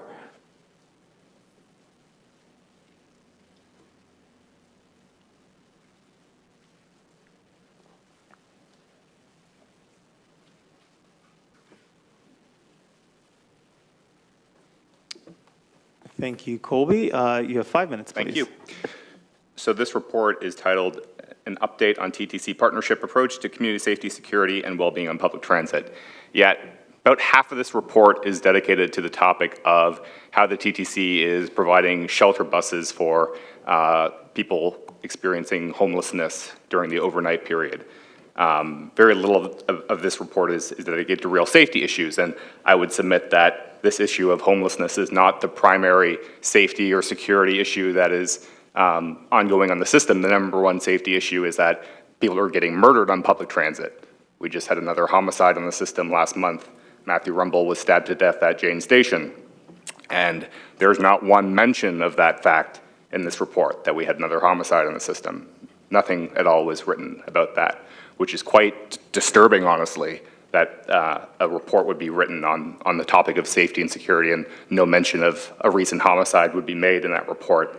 I don't know, did anybody watch the interview with his widow? Show of hands. Did anybody see that on the news? Councillor Sachs, very good. Nobody else? She said that she's afraid to take the TTC now. She's not gonna ride anymore. She's fearful for her safety. And she said that she doesn't have a car, she doesn't even have a driver's license, but she's gonna go out and get both because she's afraid to ride the TTC. And that seems like a pretty big problem for this organization, yet we're talking about the homeless problem, which is certainly another worthy problem that the city experiences, but I would submit it's not the number one issue facing the city. Shouldn't get half of the airtime in this report ostensibly about safety and security. Nothing written about Matthew Rumble being stabbed to death. So perhaps there's a challenge there for the new strategy and customer officer to figure out how do we address that challenge? How do we get people to feel safe on public transit when their loved ones are being stabbed to death? So I would encourage some more thought be put into that in future reports on this topic, because as I've been saying, I don't think that safety is much of a consideration. It continues to be demonstrated in the fact that it's an afterthought. Thank you. Thank you, Colby. Are there any questions of the deputant? Commissioner Sachs, 5 minutes, please. Yes, thank you. Colby, you make an excellent point as usual. What specific measures do you suggest the TTC take about safety of riders and operators that we're not now doing? Thank you for the question. As I've continued to say, the number one issue is staffing. There's just not enough personnel out there engaging in crime suppression, crime deterrence activities. TTC has very few officers relative to its peers. I'll show the graph once again when I make my next deputation, so you can see we're at the back of the pack compared to our peers. We have very few personnel on our system here in Toronto. So that's a number one issue, and as I told you at Monday's meeting, I have a list of some other recommendations that are on this topic of broadly of safety, security, fare invasion. These are all inextricably linked together. So I'll have more to say on that next item when we talk about fare evasion. But bottom line is there absolutely needs to be more personnel out there that are active, enforcement personnel, public safety personnel, law enforcement officers, not customer service personnel. That's great as well. You need to have customer service, but customer service agents not preventing murders from happening on the system. And beyond the purview of this organization is obviously TPS, but TPS should have a presence on the system as well. This is something I've mentioned in the past to the past chair.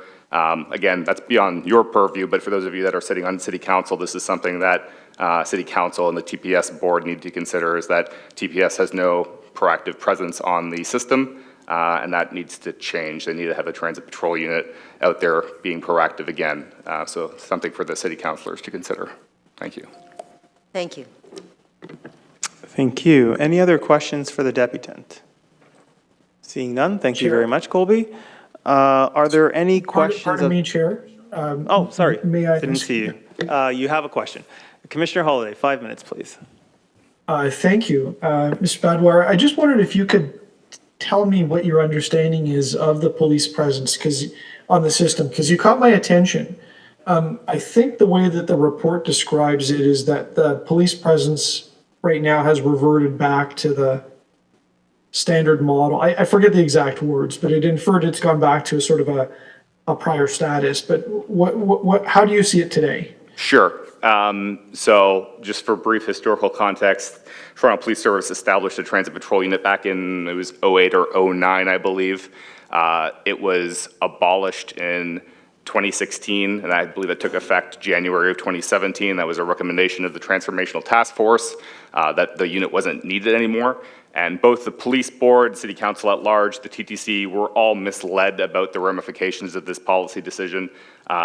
You were not told the truth about this. It's had a devastating impact because TTC did not have an adequate special constabulary yet at that time. So 60 or 80 police officers were removed from the transit beat, leaving a very small unit of TTC staff that were responsible for keeping the entire system safe. And so since then, there has been no proactive Toronto police presence on the system. They respond to calls for service, of course, anytime something happens in the system. Transit control will call them if they need police assistance, but there's no proactive presence there. Pardon me to interrupt, Mr. Chair. Go ahead. If you can hear me, we seem to have lost connection.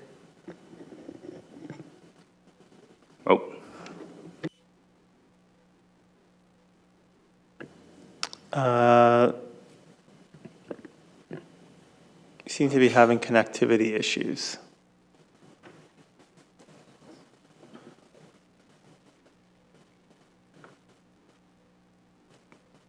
Can you hear again, Councillor Holiday? Can you hear us? Can you hear us, Mr. Chair? Yes, thank you, Commissioner You are back. Okay, awesome. Thank Please begin. Sorry, Councillor Holiday, Commissioner Holiday, where did I leave off there? The conversation stopped for me when you were just discussing council's understanding of the constabulary just after or around the decision to change the patrols on the system by Toronto Police. And sort of to round out the question, could you help me in?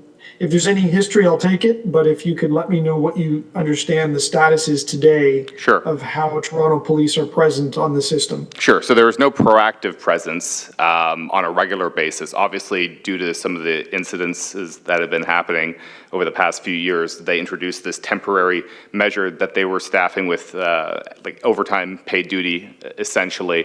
But that was temporary, of course. There is no transit patrol unit in Toronto Police. So individual divisions may theoretically could deploy some of their officers to patrol the TTC properties or vehicles, et cetera. That's a divisional decision. I'm fairly confident that's probably not happening because TPS divisions are extremely thin stretched as it is. So there's probably no proactive presence at that local level either. There is none at the institutional level because there's no transit patrol unit dedicated to the TTC. Obviously, Toronto Police still respond to incidents happening on TTC property if they happen, but TPS has a 21-minute average response time to a priority 1 call. which is an astounding number. So if something does happen in the system, TPS are often not there in timely fashion because 21-minute average priority one call, response time to priority one calls, there's a lot of calls across the city. So TTC, even though they usually do get treated as a priority one incident, if there's a 21-minute average response time, it's going to be a while before somebody gets there. So no regular proactive presence and a very delayed response to any incidents happening on the system. So at present, to the best of your knowledge, there isn't ad hoc patrols. It sounds like they're just so busy. So there really isn't a presence unless the police officers are called for a reason. Yes, that would be correct. After their overtime detail elapsed, I forget when it was, it's been a while now since that was happening. So since then, any proactive presence would be very localized in a specific division. The commanding officer might direct officers to engage proactively, but system-wide, there is no transit patrol unit that's dedicated, that's their beat, and that's something that the police service should restore, in my view, but that's ultimately a question for City Council and the police board to fund that initiative.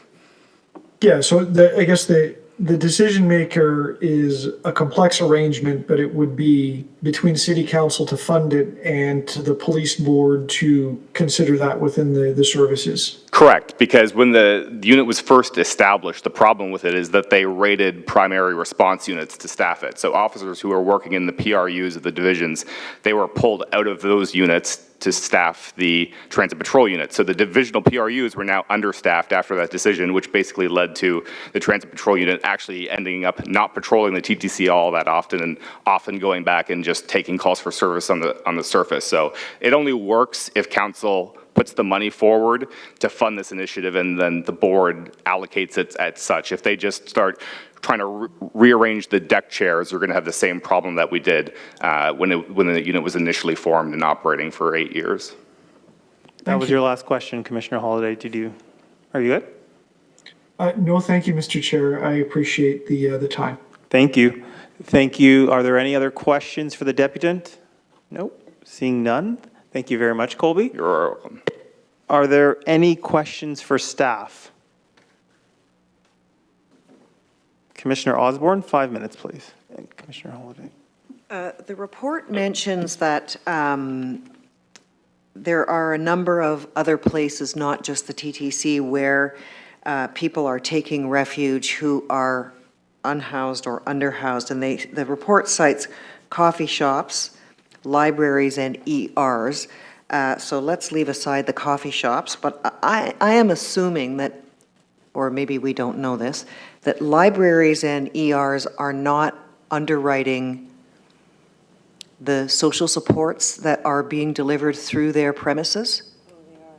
They are. Out of their own budgets? It's costing a lot of money. Oh, okay. Sorry, I'm getting an answer from the, you should probably put your mic on if you know the answer, because I'm quite surprised by that answer. Well, certainly we hear from the libraries how badly this is draining their resources. Commissioner? But anyway, never mind. Not me. Sorry. No, that's not in order. You can address your questions to the staff. Okay, staff.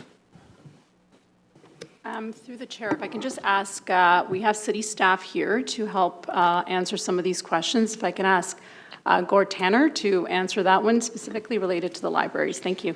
Yes, thanks. And through the chair to you, Commissioner. So not an expert from libraries, but we do work with the library system here in Toronto. Libraries have, for many years, provided a place that's accessible to the public, including individuals experiencing homelessness, to go. The library has set up some specific programming to assist with vulnerable people who do go to the library and need support. And so that is something that's been in place for some time. In terms of the numbers, trends, I can't speak to that specifically. Yeah, my question was really, I'm just interested in finding out, because, we're expending a lot of money on these, housing initiatives and other social supports that would normally not have been notionally in the budget of the TTC, and not doing like some of the stuff that Colby was talking about, and other things that more directly relate to transit. So I'm just trying to find out if this is just the state of play these days and that everybody is having to shoulder some of this? Or, I acknowledge the TTC has a lot more commas and zeros in its budget than a lot of other city departments and agencies, so maybe there was just some thought that we could manage it. Through the chair to you, Commissioner, what I'd say is that we are very much in the midst of a housing and homelessness crisis within the city, one experienced by cities right across this country. The issue of people showing up in emergency departments who have no place to shelter is also an issue that is very much at play. The budget of an organization such as Toronto Shelter and Support Services that I oversee, our budget has doubled in the last several years. This year, about $800 million in total. So, sorry, is it correct then, Councillor Sachs had suggested that the libraries are also having to underwrite some of these programs, other than like the Through the chair to you, I'd say yes, they are allocating resources specifically to support vulnerable people. I couldn't speak to the scale of what those investments are, but they do have dedicated staff looking at that issue. Thank you. Thank you, Commissioner Osborne. Commissioner Ainsley, 5 minutes, please. Thank you. Through the chair to the staff. So my first question around public safety, the announcements that are made, in particular on the subway trains, are still not very clear. And I'm wondering what we're doing to clean up the audio. Through the chair, I'll try to take that. So it is a challenge, particularly on the older trains, but there's also work that's happening. We believe that once we update our antenna system in the subway, that is going to start making a real difference. Transmitting a signal through a subway, particularly when you've got a variety of different steel rings and concrete rings, does make it a challenge, particularly as you're trying to distribute a signal from transit control down into a subway tunnel. So it is a challenge. We think getting new trains will definitely make a difference, and certainly upgrading our antenna system will make a difference. The bad news is that's not something that's going to be happening across the system for a few years. We have a trial right now that we're working on TYSSC, very early stages of it, but we think that we're going to be expecting some pretty good results here in the coming months. But it is a complicated problem, if you can appreciate that. So your timeline is anywhere from the next few months to few years? That's correct, yeah. And that it is the overall funding of the entire replacement of the antenna system is currently unfunded. It's only partially funded. Okay, but what's the stopgap in between? Like if we're trying to deal with public safety and, having people on our trains, trying to understand what's happening, and what's the point of doing a message if people can't hear it? So through the chair, I think there's a variety of small things that we can do. Like I mentioned, there is obviously ongoing state-of-the-art repair work to replace cabling and so forth. And I guess frankly, trying to make as many announcements as possible and continuing that messaging will also help as a stopgap measure. I also think that with the challenges that we have in certain parts of the subway, making those frequent announcements will help, because we do have spots that are much better to make receptions that are, from a receptivity standpoint, it's better in certain areas than there are in others. So I don't have a great answer for you. But I think those are little things that we can do in the interim while we figure out the longer-term plans and replace the antenna systems in the subways. Through the chair, if I could jump in. And the other thing that I was looking at in terms of that, often in the stations, Union Station I'll pick as an example for rush hour, our customer service agents, that are supposed to be helping with the public, I thought proactively, they often seem to be, they stand around in groups. Not really engaging in the public, and I'm trying to understand how they're monitoring or supervised. Through you, Chair, I'll try to take that as well. So yes, we are doing a complete and thorough review. We have recently just reshaped, if you will, our plan in terms of our redeployment at our CSAs. I will say in the coming months, you should see a marked improvement in that. We are getting out there, we are making maps, and we want to make sure that folks are properly distributed. And we're going to do, we've got a couple of plans to do some real thorough checks and balances, just to make sure that some of the stuff you're witnessing isn't happening. Okay. And the other, I was just reading about the New York subway system, and they have station managers that look after one, like sometimes 2 or 3 stations, and they have customer town hall meetings about what's working and what's not working in that station. They're actually held in the stations. Is that something we've ever considered? Through the chair, I'll take that thought. The duty station manager concept actually came from Toronto. When Andy Byford left here, it was one of the initiatives that he really pushed very hard at in Toronto. He did a real nice job focusing on the cleanliness and the managing of the stations. If I could go back on 2 previous questions, I think it's important for you to know, and Fort, if I could just clarify for you, the discussions we've had regarding the announcements in the stations and on the trains is, you may hear it many times where we step on each other. More than one announcement is being made. And so what I've asked Fort to do is clarify that, so when an announcement's being made, another announcement cannot be made over it to stop it. It can follow it, but I'm hearing a lot of complaints about that type of system, whether it's in the stations or in the PAs, on the trains. Someone local will make one, someone from the control center will make one, and someone on the train will make one. We can't step on each other when we're making a similar comment. And as for the assignment in the stations, what we're doing is we're actually having charts made or graphs made of every station and where the expectation that the person is at any one time. Because you're absolutely right, when it comes to Union Station, there were 11 people there at one time. I was wondering where the supervisors are, and you see groups of 2 or 3. We have special constables, we have fare inspectors, we have supervisors, we have CSAs, and we have to do a better job distributing them and making them active with our customers, on top of the police coming in there. So it's one of the things I think that we would recommend we bring back to this board in about 6 months when it's completely ready, so they'll know where everybody is assigned at any time during the course of the day. And should they leave, all they have to do is, everybody has a radio, they can notify the control center. Because you can imagine many times people have to leave and help people. So I just wanted to throw that out there for you, sir. I just wanted to... my last question, Mr. Chair. That is your last question. Yeah, on recommendation number 2, I just wanted to know about a timeline. There's no timeline there. It just says report back. I'm a little worried we don't have an August meeting, and reporting back on this, I guess, in September, before we have to figure out winter sheltering for the city. Through the chair, I can answer that question. Apologies, it wasn't in the recommendation, but we do note that our plan is to bring back an update in the fall. So hoping for September, October timeline to bring that back to the board. Okay, can we have that in the recommendation, please? Sure, we can do that. Okay, thank you. Thank you, Mr. Chair. Thank you, Commissioner Ainsley. Commissioner Holiday, please, 5 minutes. Thanks, Chair. And hopefully staff can answer this. Part of it may be Toronto Police related, so I just ask you to do your best. I don't know, a month or 2 ago, I was ironically heading home, I think, from council. And as I proceeded on the Line 1 northbound, there was a disturbance. It was a security incident, and I think it happened at Museum Station.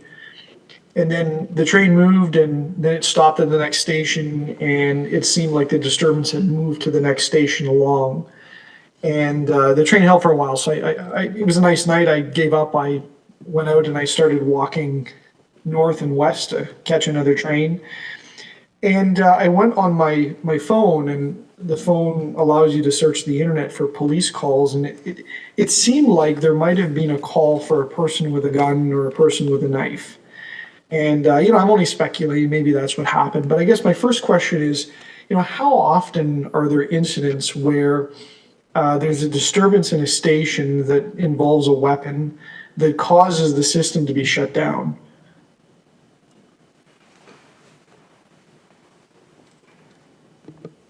Through the chair, I'm wondering if my colleagues to the left of me are able to provide that answer?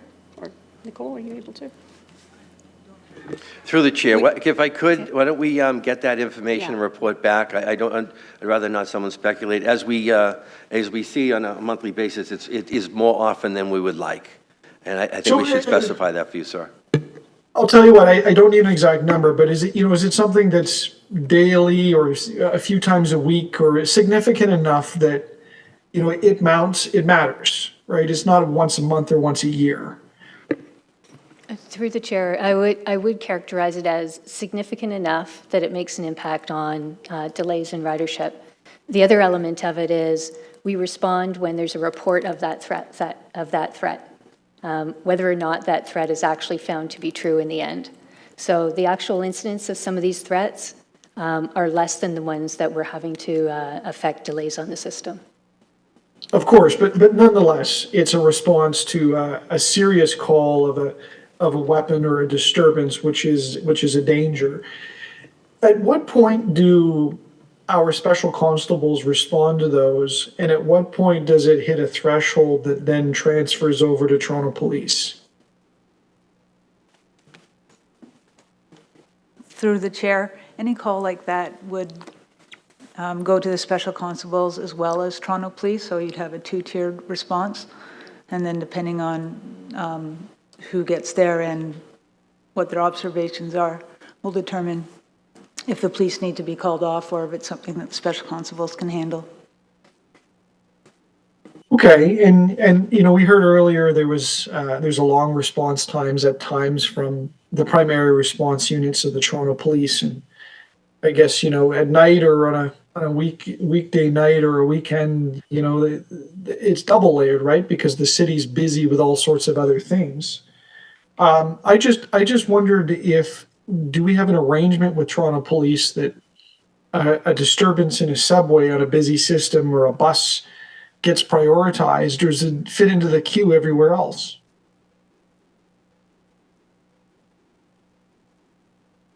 Through the chair, I believe we have someone from Toronto Police online. Perhaps, Roger, you could answer that question for us. Good afternoon, everybody. I apologize. Technology has gotten the best of me today, going between my phone and my computer, but now I'm on. And may I ask you, Mr. Holiday, to please repeat the last part of that question if the calls are queued? I just want to make sure I got that. I was just jumping from phone to computer. No, thank you for joining us. I was just curious about if Toronto Police prioritize calls from the subway system. I realize there's a triage and a priority sequence in dealing with matters all across the city, but there's an interesting dimension on public transit where you potentially have thousands of people waiting because of a disturbance. So does that receive an extra priority in the queue? Thank you for the question, sir. Not necessarily an extra priority on the queue because of the subway system itself. The Toronto Police Service has a priority call selection that goes through from priority 1 to priority 6. So any weapons of those significance are going to be at priority 1, no matter where the potential victim or potential witnesses or anyone involved in such a call may be. That's a high priority call for them. Are we, or is there an ability to create a service level that would offer an enhanced response I'll characterize it as a matter of civic importance rather than a matter of safety. Somebody holding a knife standing at street level is an important thing to respond to, but somebody holding a knife within a subway station that has now caused a backup of thousands of people could be seen as maybe more important. I don't know. Is that allowed within the law? Is there other jurisdictions that take that approach? I can't answer for the other jurisdictions. I will say that the priority would be if someone has a knife holding against a person, no matter where they are, the level of threat to that person is bodily harm and or death, unfortunately, and that would be a priority 1 no matter where they are at that point in time. That was your final question. Okay, thank you, Chair. Did you have a quick one that you want to finish?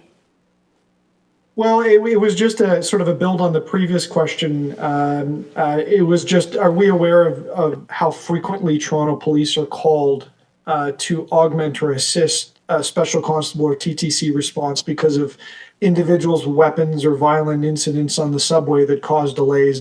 From your perspective, do you have a read on the frequency of those calls? I don't have a read on that. However, that is something we could follow back up for sure with the board and get that information data-wise, and we could check back around next time that we provide that data, so we give you very fulsome answer on that. So it's not left for any kind of interpretation other than what the data is telling us at that time, if that's respectful enough for you, sir. Thank you very much, and thank you, Chair. Thank you, Commissioner Holiday. Commissioner Jagdale, 5 minutes, please. Thank you, Mr. Chair. Memory's a bit foggy, and obviously we don't have all the time in the world to constantly be thinking about the TTC, but can someone remind me how the bus shelter program was structured and funded?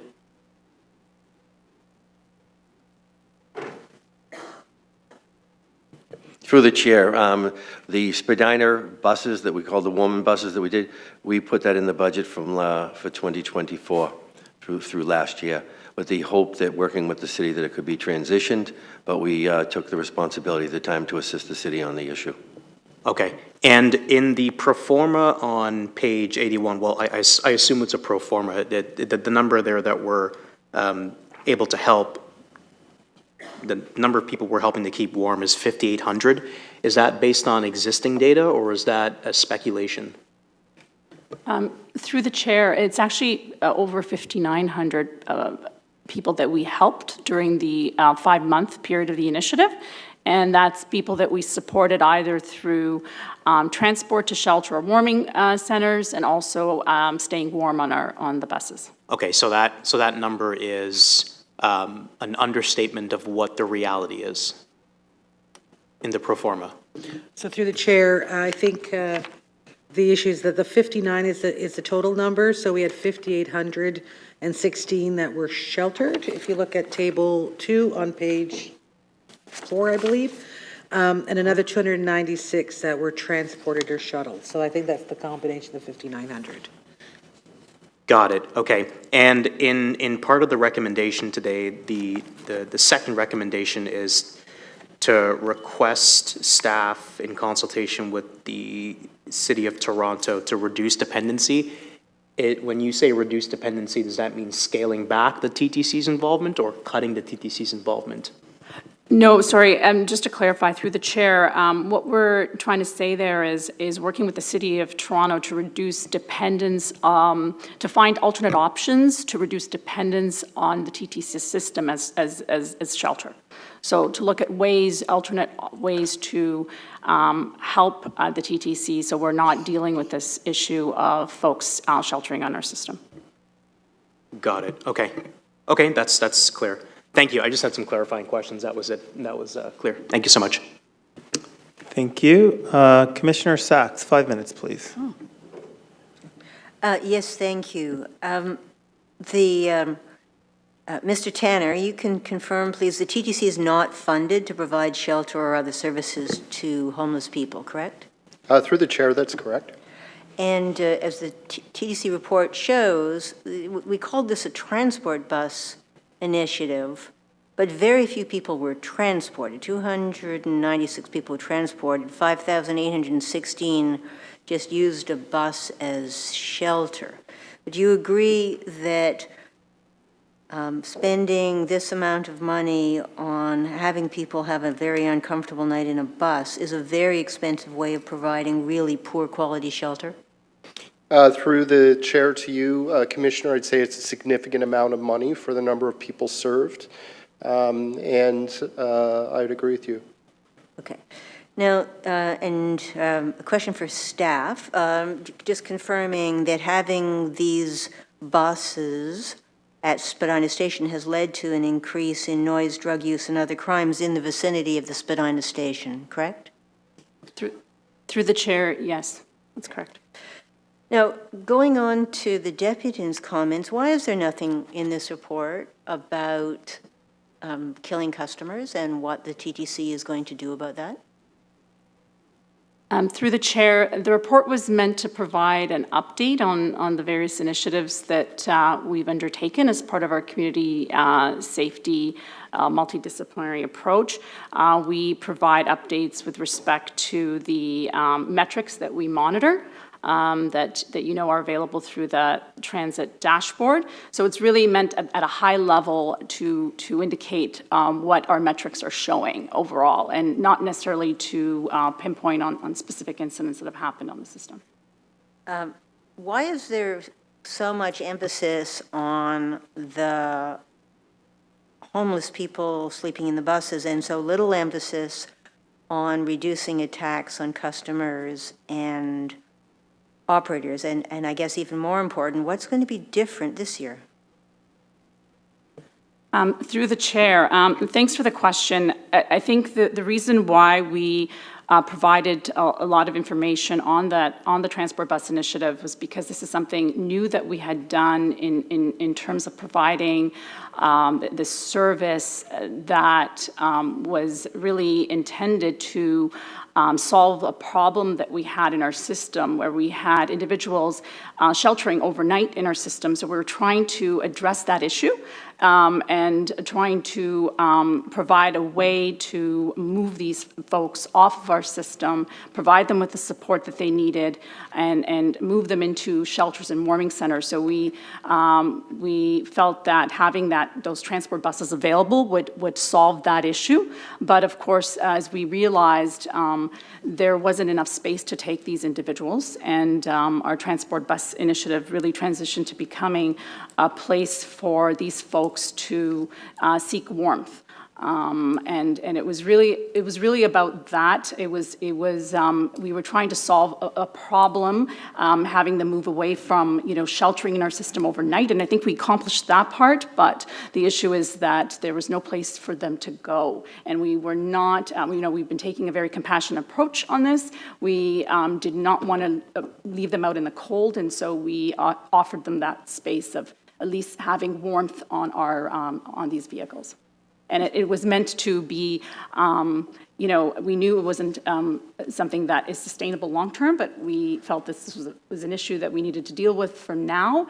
And this is why we are taking a look at in terms of what we're going to do for the next winter season, working closely with our partners at the city to see if there's other ways to provide other options that we can consider to address these issues. Right. Well, part of that is when this came to the board, we were asked to provide a transport bus initiative to take people to shelters, and as we've just seen, that almost never happened. And so you talk about taking people out of our system, we move them from one part of our system into another part of our system. But let's go back to the attacks on customers and operators, which are a source of very great concern across the city and certainly among my constituents. I didn't see anything in this report that's expected to reduce those attacks this year. What is going to get better this year in terms of making it safe, especially for older women traveling alone, to go on the TTC? Last question, Commissioner Sachs. Commissioner Sachs, thank you for that question. Through the chair, you're absolutely right. The original intention behind Community Safety Initiative was really to respond to what we were seeing in terms of increases in offenses against customers, and increases against offenses against employees, and a deteriorating sense of safety on the TTC. You recall through this time, we've brought in additional security guards, which we've maintained. We've brought in additional community safety ambassadors, which we've maintained. We brought in additional presence within our stations, 130 customer service agents that were specifically deployed in those areas that we knew were underrepresented by staff, those secondary entrances, places to give customers a sense of a person to talk to, a person that was seeing the system, and a person that could report up if there was issues. These are resources that we're continuing to provide throughout the community safety initiative, and that's part of the update as well. Through each quarter, we've been reviewing whether those services should continue, and we're continuing to support that they should be remain in place, as we're observing that the overall level of offenses are declining for customers and employees. That is our overall objective. It's very challenging to talk about individual instances, and it's very pointed to reflect on instances where somebody has been murdered on the system. That's part of what we're looking to do in terms of improving the overall offenses against customers and employees. Those particular instances, fortunately, are rare. But as we look to improve what the instance of offenses are at less egregious levels, and we can reinforce the system and prevent more of those instances from happening.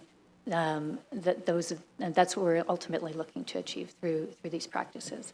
The shelter bus initiative was one new initiative that we could try this past year, addressing the issues that we saw within the system, and we continue to look for ways to explore additional ways that will support our customers. So, next phases may be, what can we do to more specifically assist with perceptions of safety, as we see the instance of safety improving, as we see instances of customer complaints about safety improving, and as we see offenses improving, the sense of personal safety continues to be an area that needs more work. We need our customers to feel safe on the system and look for additional ways to understand what that will mean, what additional changes we need in the system. So maybe to add to that, in addition to everything that Wendy shared with you, we are taking a really deep approach about how we are providing security within the TTC, how we're partnering with TPS, how we're partnering with these the social services that we spoke about. What is the correct mix between special constables and TPS and security guards? We're actually doing a deep dive to see if the operational model that we have in place is adequate to address what we've been seeing in our system today. So we do need some time to do that. So we're engaging with an outside firm that can help us with that, to really take the lid off all of the security that we provide at the TTC and ensure that we have the appropriate model that is best equipped to address what's happening that we see right now and is agile for what we can perceive in the future. If I could, through the chair, if I may, Counselor, right here. The question you asked was twofold, one about customers and one about frontline operators, right? It was very clear in our discussions with frontline operators and our union partners, they did not like, I'll say, the underhoused, the persons with mental illness or drug addiction, riding their buses and trains, streetcars all night, as you're aware. So when we decided to go a couple of years to go back and help everybody to congregate downtown in Spadina and Union, at least we could help bring people in, and we knew that we could get them off the vehicles and we'd bring them in one place together to try to get them the proper supports. So that was purposely done. This past winter was when we decided that we would hope to have enough beds, and unfortunately, and I got to tell you, our partners at the city do wonderful work for us, but that's when we decided we had to add the buses to keep people warm. I wanted to get them out of the stations because then it comes into the impression of the perception of the customer of the uncomfortableness, and it's not safe. And so we did hear from customers being out there. They felt much more comfortable. They also thought we were compassionate, which I thought was very important, is this, to have buses that warmed. Unfortunately, I think you hit it right on the head. It's the people weren't brought somewhere. They were kept warm. We put bathrooms there, if you recall, so they were treated with dignity. A number of times some coffee and food was brought to them. But then we started to see that migration, and you heard it, and I think we talked about it, of others coming in and being in the area. So we really have to take that back, working with the city on how we address that for next year, because you're absolutely right. But I think when it comes to the customer and the employee, we were right on target moving in this direction. Now we just got to take the continued journey. Thank you. Are there other questions on this item? Vice Chair De Laurentiis, just a reminder, we are at 4:20 p.m. and we still have 3 significant items to deal with. Just for time. Mine is really quick. Just first point to Councillor Ainsley's point, for just individuals just enunciating and speaking slowly goes a long, long way. So I'll leave that with you. But my question is about the sense of safety on the TTC. What contributes to the lack of that sense is in part, some spontaneous action on the part of individuals. It's not really violent, it's just screaming, yelling, and rushing, running. that kind of thing. So you just, you feel a little bit under siege. And my question is whether, do we actually have a full picture of that? Do we monitor? So do we really understand how deep, how broad that problem is so that we can talk to our partners in terms of putting in place mitigating actions? Through the chair, I'd maybe like to answer that in two different ways. One is we do know we do have a sense of where customers that are being disruptive are having an impact on our system, so that that activity that is causing disruption across our system. That's one way that we could be articulating sort of the size of this, and we'd say that of all of our delays, of all of our disruptions, about 15% of them are related to customers that are being disruptive. So not illness and other sort of legitimate reasons, but disruptive. And so there is a way that we can begin to size the impact of those activities, kind of that behavior in our system. The other is monitoring for individuals that are maybe in need, that have complex needs, and we do that on a daily basis to understand where those individuals might be within the system and what locations they would be in, so that we could bring supportive services to our employees in those locations, and also coordinate with Streets to Homes and provide that information to them so that they could bring services to support those individuals. Thank you. Any more questions, Vice Chair? No? Okay. Any other questions of staff? Chair, it's Stephen Holiday. I know I went. Can I request a second round? I have one question for Mr. Tanner if he's still in the room. He is. Sure. I have a question, but you can ask your one question. Okay. Just to Mr. Tanner, the transport bus system effectively is now sheltering individuals, quite a few. Are those numbers translated over to the very detailed accounting that you do through the system at the city? Through the chair to you, Councillor. So no, it's not included in our open data source that would reflect the number of people that use the shelter system on a nightly basis. Just one point of clarification. I think over the course of the winter, it was 5,900 service nights, if you will, that were provided. On average, there was 38 individuals each night that used the sheltering bus, from a low of maybe under 15 to a height of about 62, I think, at its height. But no, currently that information is not included in the data we release publicly. So I know I said one question, but I'll make it a quick second. Is it worth tracking from your perspective because it's part of the picture? Yeah, through the chair to you, Councillor, we are going to be working closely with the TTC to do our final assessment of what the future winter will be, and we can take that into consideration in terms of perhaps adding those figures if this program continues next year. Thank you, Mr. Tanner. Thank you, Chair. Thank you. So no questions, Commissioner Matlow? Oh, you want to speak? Okay, I have questions. Sorry, I have one last question, Mr. Chair. Sure, one. Yeah, just one. Yeah, and it's a quick one. Sorry, Mr. Tanner. Yes, I'm here.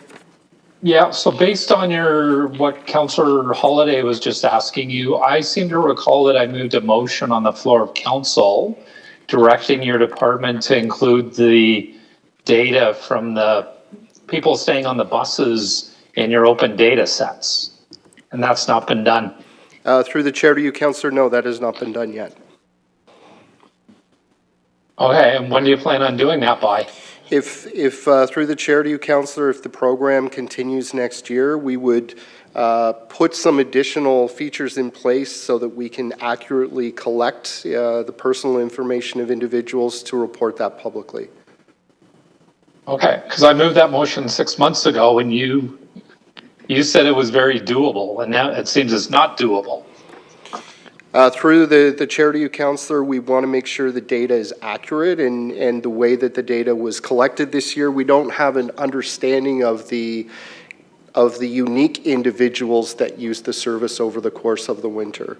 But to your point, it was a motion that you moved and was something we put in place for next winter if this program continues. I'm speechless. Thank you, Mr. Chair. Thank you, Commissioner Ainsley. So my first question is to Mr. Tanner, or anybody actually. Are the standards that we use on the transport buses the same, do they exceed, or are they lower than the standards that you would find in a shelter in terms of our accommodations? Through to you, Chair. Obviously, the standards do not apply to these buses. These are buses. People are sitting or resting on the seats. They do not meet shelter standards. So they don't meet shelter standards. Earlier this year, I recall seeing pictures and images on social media of people using drugs on these buses. Were those pictures or images accurate, that that's permitted on the transport buses? Through the chair to you, I didn't see the pictures. I think the report indicates that there were times when that was observed by some of our community safety teams and TTC supervisors. So that could have been the case. Thank you. And then I guess my question is to staff. Is this type of behavior permitted on the transport buses? Through the chair, that type of behavior is not permitted on the transport buses. So if that did happen, it would have been addressed. It would have been called in to transit control, and special constables and/or police would have been dispatched to address that issue. And how would that be handled? They would have been directed off the vehicle. Okay. And I guess going back to this notion of perception of safety, where we see that the actual number of incidents against employees has fallen, correct? Yes, it has fallen since we started this initiative in January 2023. And the number of incidents against customers has also fallen, correct? Correct. However, the perception of safety on the TTC has still fallen, correct? So it's still not where we want it to be, Chair. Last year, to be honest, last year it was lower than this year. So we've made some improvement in the perception of safety, and I can ask Wendy to elaborate on it. But it used to be in the range of 50 to 60%, but I think we've now gone over 60%. So we're heading in the right direction, but we're not where we want to be. Thank you. And I guess one of the questions I have are around just the visibility of the special constables, and I'm hoping the head of special constables can answer this. So when I did the ride-along, most of the time, most of my ride-along was actually spent stuck in traffic, going from call to call to call.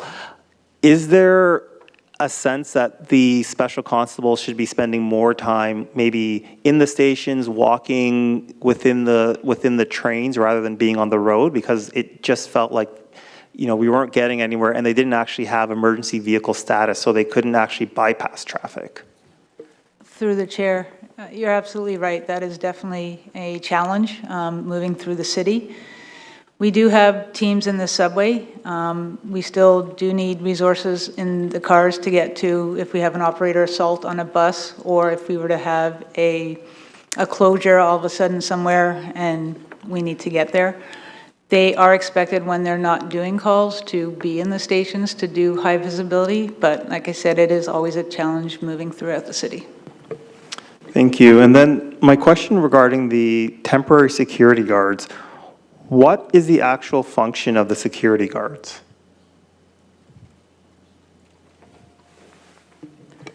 Through the chair, the security guards are there to observe and report and to provide high visibility.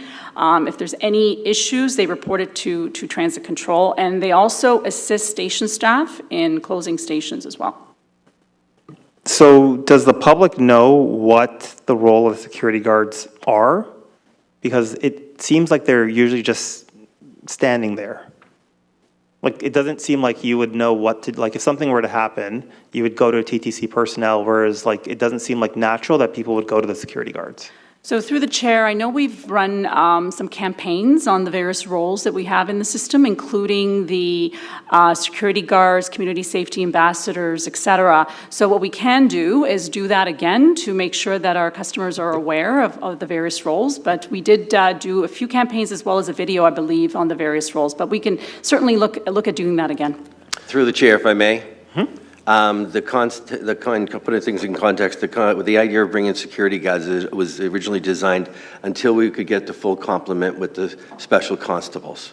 Now, we know the 9 out of 10 issues that special constables report or have to respond to are in the subway, and particularly the downtown U. So I want to thank Nicole for doing as much as possible, focusing on keeping special constables in that area. So we do know that. And eventually the concept of the guards will disappear once we get to the full complement of special constables. But it's 9 out of 10 incidences in the U. And some of the discussions that I've had with the TPS is, you know, if we focus more in the subway, and I think this is what you're looking at, keeping the thing, we don't have to worry as much about responding externally. We have to work it out and do better with the police department in that area.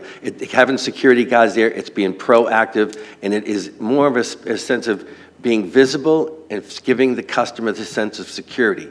They wear a different uniform, but they are visible in the stations.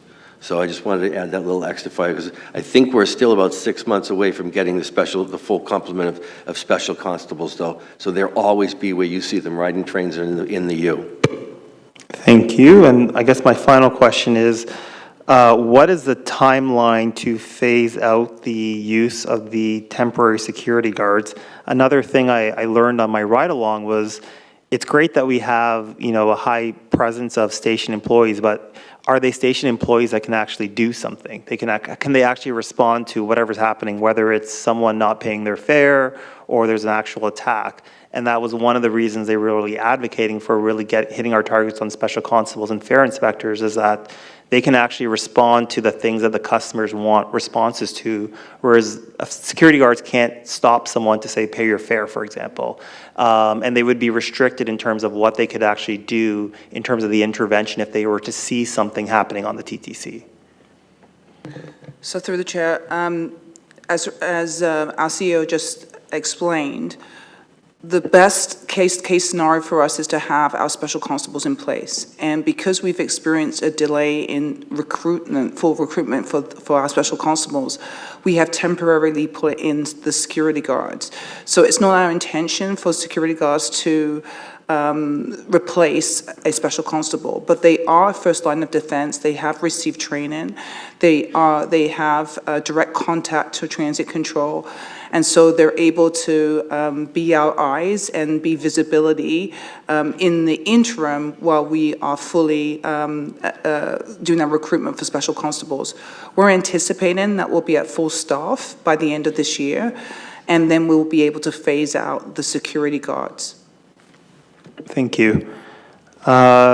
Seeing no other questions, going to speakers, Commissioner Matlow. 5 minutes, please. I'll begin by reflecting on something that I think is important for us to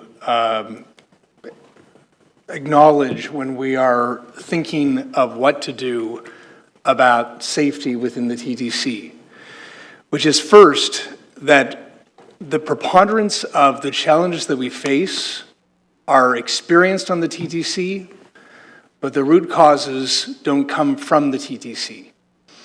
There's a reason why so many homeless are on our transit system, in particular during the colder months, because it's a place that they can go. There's a reason why they then go to the parks during the warmer months, because it's a place that they can go.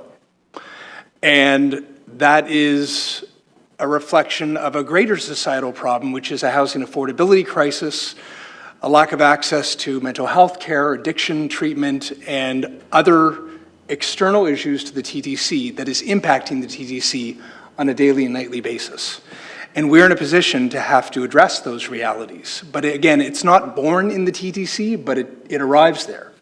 And we need to do our very best to take care of the people who are struggling and are too often being victimized on our system. Within our system, I think we're doing we're making some progress. You know, we've made some new investments into making sure that there are people where people weren't before.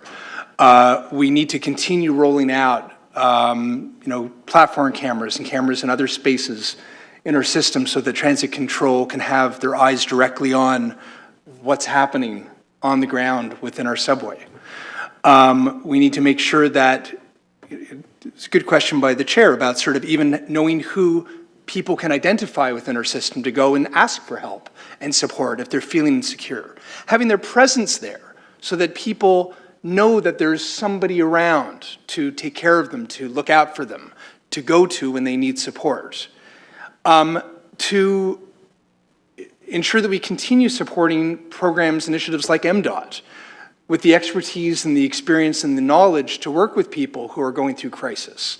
And yes, working with TPS when it's necessary. But all in all, it has to, and our special constables, it has to be that comprehensive, holistic approach. And I would also add, even looking more and more at the built environments in our subways and our transit system to make sure that they are safer environments, that they're more transparent environments, that there are places that people are safe and feel safe. But, when it comes to, it's kind of ironic that, I said earlier that people go to our system because there's nowhere else to go. Well, ironically, we're offering that up with the use of our buses. We're recognizing that there is a lack of capacity in our shelter system. We're recognizing that there are needs, but in no way should a bus ever become somebody's home, even on a temporary basis. It's ridiculous that we have arrived there. Where they have served a use, as was said earlier, is when there's nowhere else to go on a freezing cold night and there needs to be just some place, even for a temporary period of time, to just get in somewhere where it's warmer than the outdoors. I had a personal experience. I want to acknowledge both shelter support and Rick. When I was down on Peter Street, I was called by some activists who were supporting some refugees, about 20 of them who had come from African countries who had literally nowhere to go. They were standing outside in the freezing cold on Peter Street. And what were their advocates saying? Can we get a bus? Because they literally had nothing else to go to. There was nowhere to go to. And both Shelter and TTC were there to assist to the best of their ability. That's when it's helpful, but it shouldn't be an ongoing stopgap. So I guess to summarize what I'm saying is that a lot of what we're experiencing, I know like when it's happening at the TTC, it's the TTC's problem. And the media and the public and all of us are like, what is the TTC going to do? The TTC is a transit system, and it can't take responsibility for all the challenges when it comes to sheltering, addiction, mental health, the housing affordability crisis. It can't fix all of society's ills, but it does need to respond. What it can do is make sure that the supports are there on the ground within the system to keep people safe, to have the people there to keep people safe. And I believe that we're making some progress. But I believe the ultimate goal for us is to have a society that has healthy and resilient communities, that have kids who could go down the wrong path, having opportunities for jobs, for mental health care, for homework support. You're over time, Commissioner Matlow. And I say that just because it's important to not just think of all these things in a vacuum, but really consider the big picture when we're struggling to find the answers ourselves. Thank you. Thank you. Any other speakers on this item? Councillor Ainsley? Councillor Ainsley, 5 minutes, please. I won't take 5 minutes, Mr. Chair. I know we're very busy and we have a lot left to do. I just have a quick amendment on recommendation number 2. Chris Ann's going to put it on the screen. I'm just adding into it by October 2024. Thank you very much. Thank you, Commissioner Ainsley. Any questions of the mover? Nope. Okay, thank you. Any other speakers? No? Okay. I will go next then. Chris Ann, could you please put my motion up? So I've pre-circulated these motions. The first motion is to establish, in consultation with the City of Toronto by the end of Q4 2024, a System Safety and Wellbeing Advisory Committee, which can provide ongoing feedback as to how we're doing, areas of improvement, and this would include public transit advocates, representatives from the TTC's labor unions, experts with various lived experience on the development, implementation, and evaluation of these programs, and to help monitor the success and the rollout of the 5-year Community Safety, Security, and Wellbeing Plan. The second piece of the motion is to develop a comprehensive well-being strategy as part of the safety and security plan, and to amend the name going forward to the Safety, Security, and Wellbeing Plan. That includes targets, measurable impacts, and integrated models of customer safety and well-being functions performed by fare inspectors, special constables, community safety ambassadors, and community service agents, customer service agents, sorry. And this is really to just re-examine and look at how these different actors within the system are working and coordinating their efforts to making sure that we are providing consistent well-being, safety, and security support to our customers, particularly the customers in need, and to see if we can better coordinate their efforts. I think we heard it pretty consistently where there seems to be some sort of, I would say, a lack of clarification on what the role of some of these various actors are in the TTC in terms of providing that well-being and system safety. So the purpose of the second part of the motion is to actually provide some of that clarification. The third part of the motion is to develop and implement a campaign by the end of Q3 2024 to actually tell Torontonians and educate them about some of the improvements in safety that have been going on in the TTC. I think Betty had alluded to this previously, that, you know, incidents against customers and employees are actually trending in the right direction, although they are not yet reflected in the perception of the system being safe. And I think it's important that we get that message out there that we are hiring special constables, additional special constables to meet the needs of transit riders to increase that perception of safety and actually, to make sure that when something does happen, there is someone to respond. And I think that's something that we should be telling our customers and making sure that they are aware that we are taking this very seriously. And the fourth one is simply to forward a report on the updates of the TTC's partnership approach and community safety, security, and well-being on public transit to City Council, just to highlight some of these safety improvements that have been going on at the TTC. I just want to say, I want to just give a special shout out to the special constables.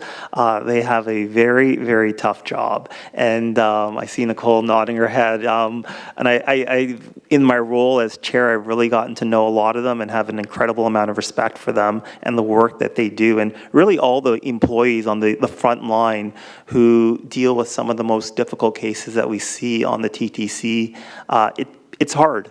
It's hard work, and a lot of it is often left to judgment. Like, what do you do in a particular situation? It might not be laid out in a rule book, but really encouraging our employees and giving them the tools and the resources they need to actually do what we're expecting, which is to provide a system where to use a term I heard, that you would feel you'd feel safe letting your kids use. If you let your kids using the TTC unchaperoned, that's how you know we have a safe system. So I think that's really where we're trying to get, and I'm happy to take any questions on the motion if anyone has any. Commissioner Sachs. Yes, would you accept as a friendly amendment adding to your committee representatives of those who live and or work in the vicinity of any shelter bus staging location, if we do it again? There's a serious adverse effect on the people in my community by having these shelter buses here, as documented in the report. If this is going to happen again, I'm asking that the committee include the people affected. Would you accept that as a friendly amendment?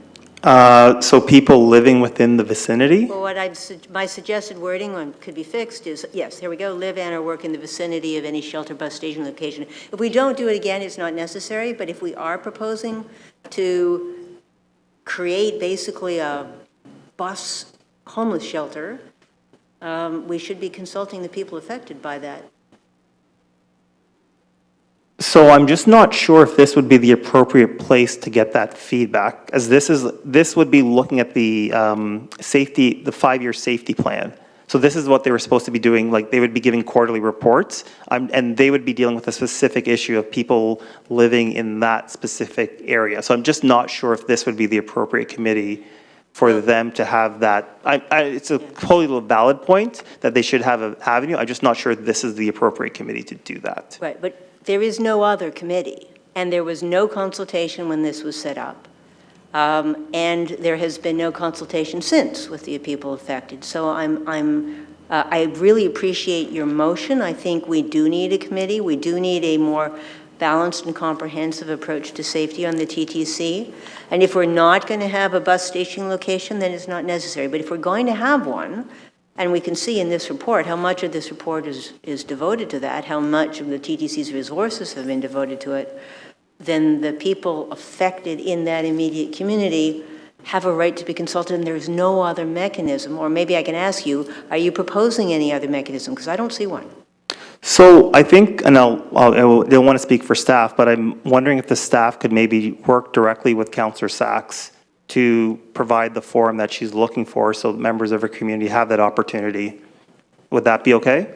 I mean, that would be great, but I still think that in this committee that you're setting up, you've made a lot of emphasis about the unions, the employees, TTC users, but there's another significant community that you have not called out. If you had said, let's have a committee of all appropriate stakeholders, then we could work on it. But because you've been very specific about certain ones, and you're leaving out the people who are affected by these locations, I think that it's created an imbalance that I'm asking to fix.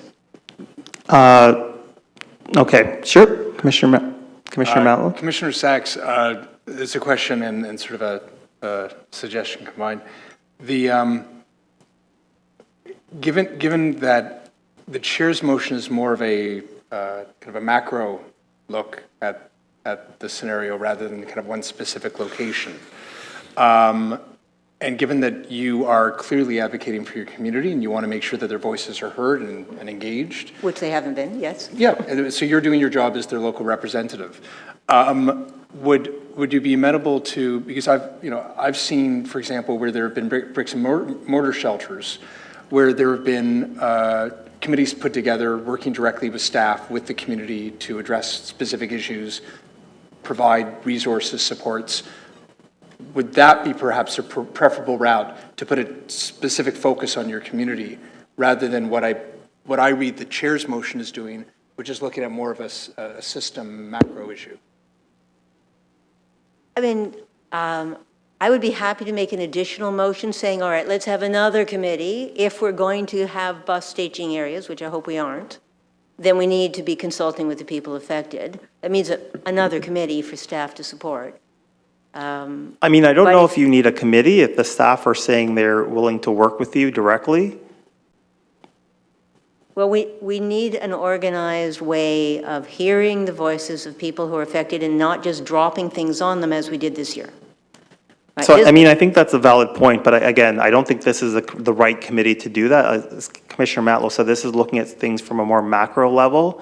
You're talking about a very specific issue. So I think the way to do it is to actually work directly with the staff to bring the residents together, do a town hall, set up an informal working group or some sort of working committee. And I don't think you need a motion.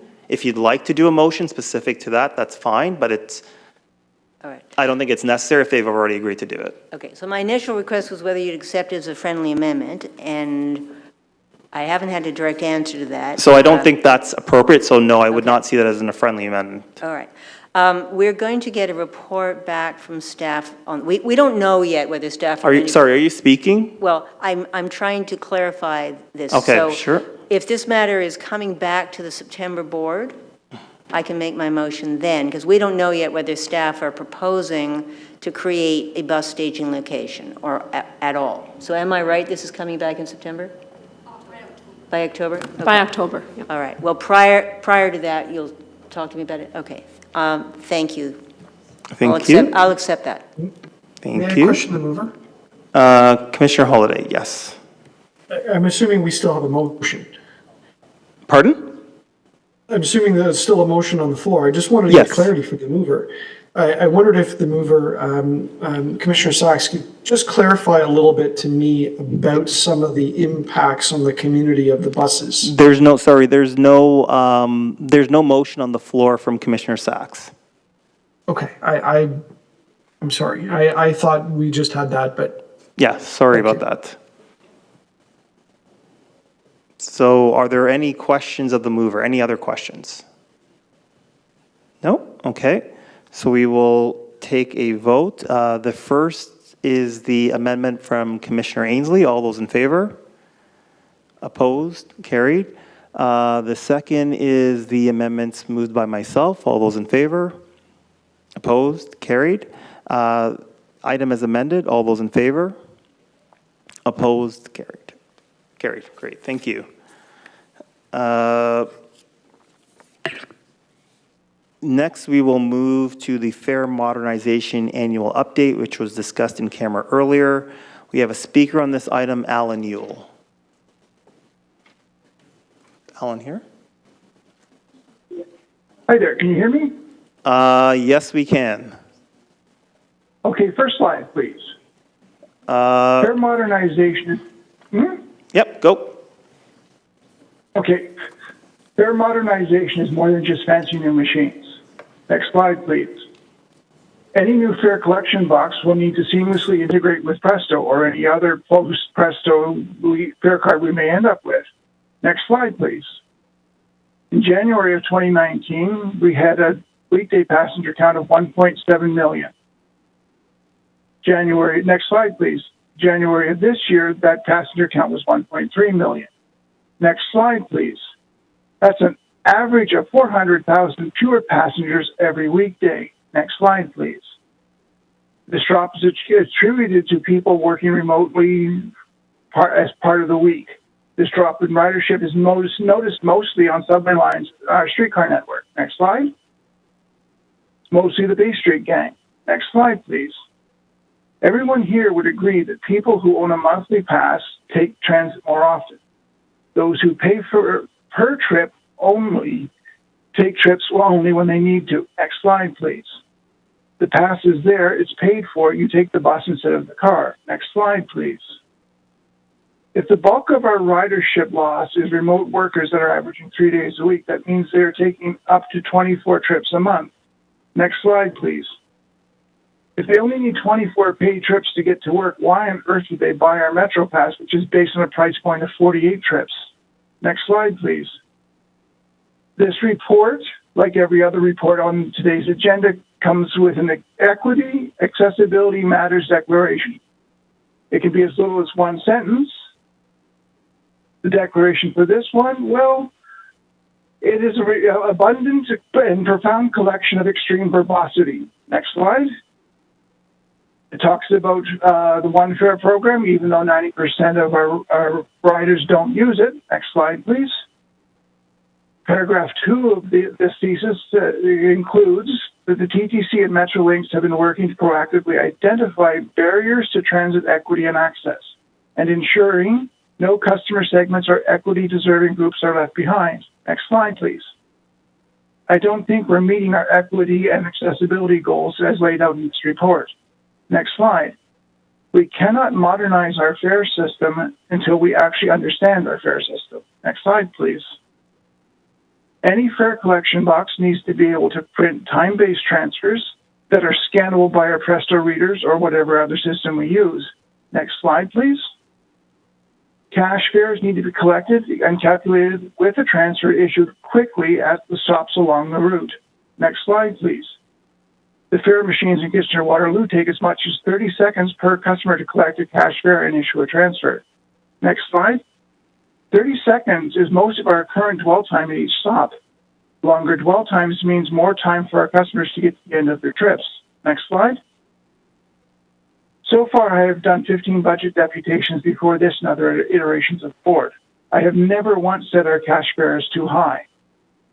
Next slide. Our cash fare is one of the lowest in the country. Our monthly pass is the highest in the country. Next slide, please. Those who use the TTC the most don't get a deal from the TTC for doing so. Next slide. Short of filling out a Freedom of Information request, I have not been able to find out the average number of Metro passes we sell each month. I suspect it's low, but I don't know. Next slide. Mr. Chair, I would ask that you have TTC staff prepare an actionable report for the September 24th meeting. Next slide. This report would be from September 2023 to August 2024. And it would include the Presto cards by taps per month and that fall into the following groupings. Next slide. These are the groupings. 10 taps or less per month, 20 taps or less per month, 30 taps or less per month, 35 taps, 40, and then 40 plus taps. Next slide. From this data, we can achieve a fare modernization that generates more revenue for the TTC, is fair and equitable, and increases ridership. Thank you. Thank you. Does anyone have any questions for the deputant? Nope, seeing none. Thank you very much. We will now move on to questions from staff, or of staff. Does anyone have any questions of staff? No. Any speakers on this item? Nope, seeing no speakers. Can I have a motion to adopt the recommendations, please? Vice Chair De Laurentiis, all those in favor? Opposed? Carried. Thank you. We are now on to item 6, Fare Compliance Action Plan, and we will have 4 speakers on this item, beginning with Alan Yule. A reminder that you each have 5 minutes. Please go ahead, Alan. Thank you. First slide, please. Next slide, please. On Monday, I talked about one side of the fraud triangle and how it applies to ride theft. Next slide.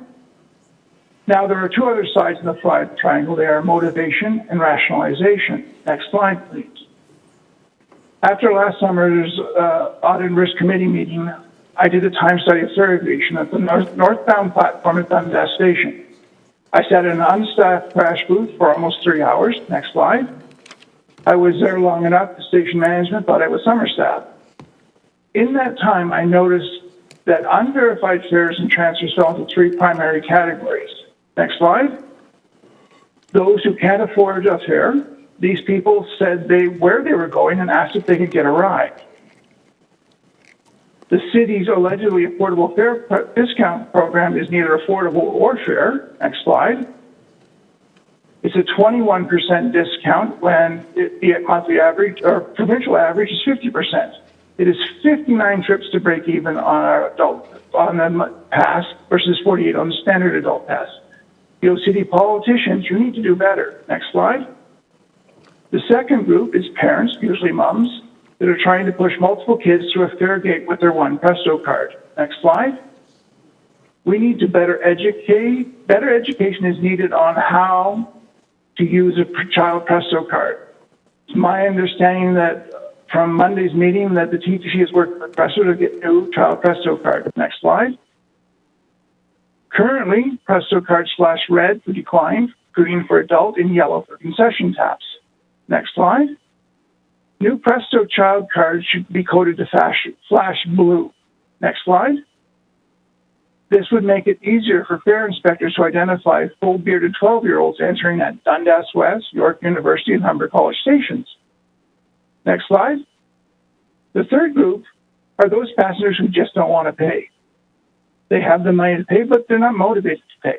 The only way to deter these customers is frequent and visible fare inspection. Next slide, please. The third side of the fraud triangle is rationalization. Next slide. Last month, I deputed on printing time-coded barcodes on our subway and streetcar transfers. This is vital to help reduce fare evasion in our system. Next slide. When I get on a streetcar, I may have a valid transfer, but I'm not verifying my non-presto transfer when I board the streetcar. To the other passengers, it looks like I'm not paying a fare. Next slide. So they start to rationalize why, if the chubby white guy isn't paying his fare, should they pay? This is why it's so important to start getting scannable transfers on the TTCs as soon as possible. Next slide. We should start telling our customers they need to get a transfer every time they pay their fare, whether it's a 2-stop ride or a 25-stop ride. Always get a POP. Next slide. With almost 92% of our rides being paid for with Presto, we should tell our customers to tap their Presto card every time they get on a bus or a streetcar, even in a station. Next slide. We should tell our customers that tapping their Presto card every time helps us help them out. This will help the TTC gather more ridership data and improve service on the routes they are taking. Next slide, please. Right now, it is illegal to commit a verification, but it's socially acceptable. Next slide. Last month, I said that in 10 years, we were going to lose $1.4 billion due to fare evasion. Next slide. It is important to let our customer know what kind of projects we could fund with this lost money, what new vehicles we could get with this kind of money. Next slide, please. It is illegal and socially unacceptable to smoke in a restaurant. Next slide. It is illegal and socially unacceptable to drink and drive. Next slide, please. We need to make it illegal, make fare theft not just illegal, but also socially unacceptable as well. Thank you. Thank you, Alan. I believe Commissioner Holliday has questions. Thank you, Chair. Thank you, Mr. Ewell. I just wanted to know, I was intrigued. So you sat in Dundas Station, you watched the fare gate. There were 3 categories. The first was people that it's appear that they couldn't pay. I think we understand what you mean by that. You said moms pushing their kids through gates, presumably because they didn't have child Presto cards, which are concession cards. And the third was people that appear to not want to pay. Could you give me a breakdown of the percentages or the portion of each of those that you saw? It was about an even third of each grouping. Okay. There were people that just came barreling in because no one's going to stop me. I'm just going to blow in with all the stuff that I just purchased at the Eaton Center, and I don't care.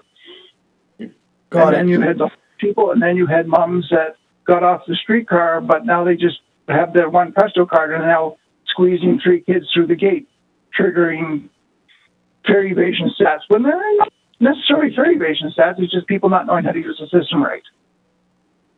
Now, I know you think about this a lot, and to be fair, you didn't do a study, but would you say that the same concepts translate across the different modes? Because I know the evasion rates are different.